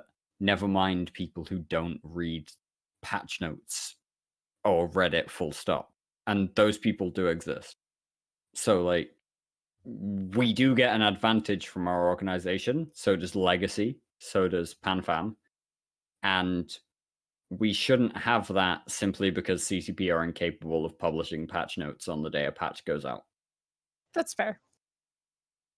I think we might do a third episode on this whole review of 2019, taking away some kind of more general observations of the political landscape that don't neatly coincide with events. And also talk a little bit about what we expect to happen or think might happen looking forwards into 2020. But until next time, guys, as you can hear, my voice is about to give out. It's been wonderful having you, and of course, many thanks to my guests, January and Dirk. Thank you so much for coming along. I greatly appreciate all of the insight and analysis you've brought. You're very welcome. Yeah, thanks for having me. Where can any members of my audience who want to follow you in your own works find you? We're at talkingandstations.com, and then there is a link to our Discord there. Or if you're already in our Discord, just find me, January Valentine, and I'm basically on Discord 24/7. So I love chatting about Eve. So that's how you can. Yeah, really, Discord is where to find me. I'm on various Discords. The Imperium News Discord, of course, the CSM Discord, Talking in Stations, of course, is a community hub. The Open Comms show. I'm on a bunch of Eve-related Discords, and generally at imperiumnews.com, I think we are. You can find a bunch of my articles there as well. That's really where to find me. Now, I am recording this bit in post, but a special thanks, as always, goes out to our Crassuses. Pinche Infidel from Old School, Brood from Triumvirate, and Zolka Lando, as well as to our other $5 and above patrons in January Valentine, Ketzark Odin, Big Bada Boom, Zar, Dunk Dinkle, Miss Moses, Raphael Dordiens, Kem, the Ashfell Federation, and Jessica. If you want to join them in supporting the channel directly, you can either check out the Patreon link in the description below, or if you'd like to do something for free, just share the video with some other people who you think might enjoy it. Until next time, have a good day and fly smart.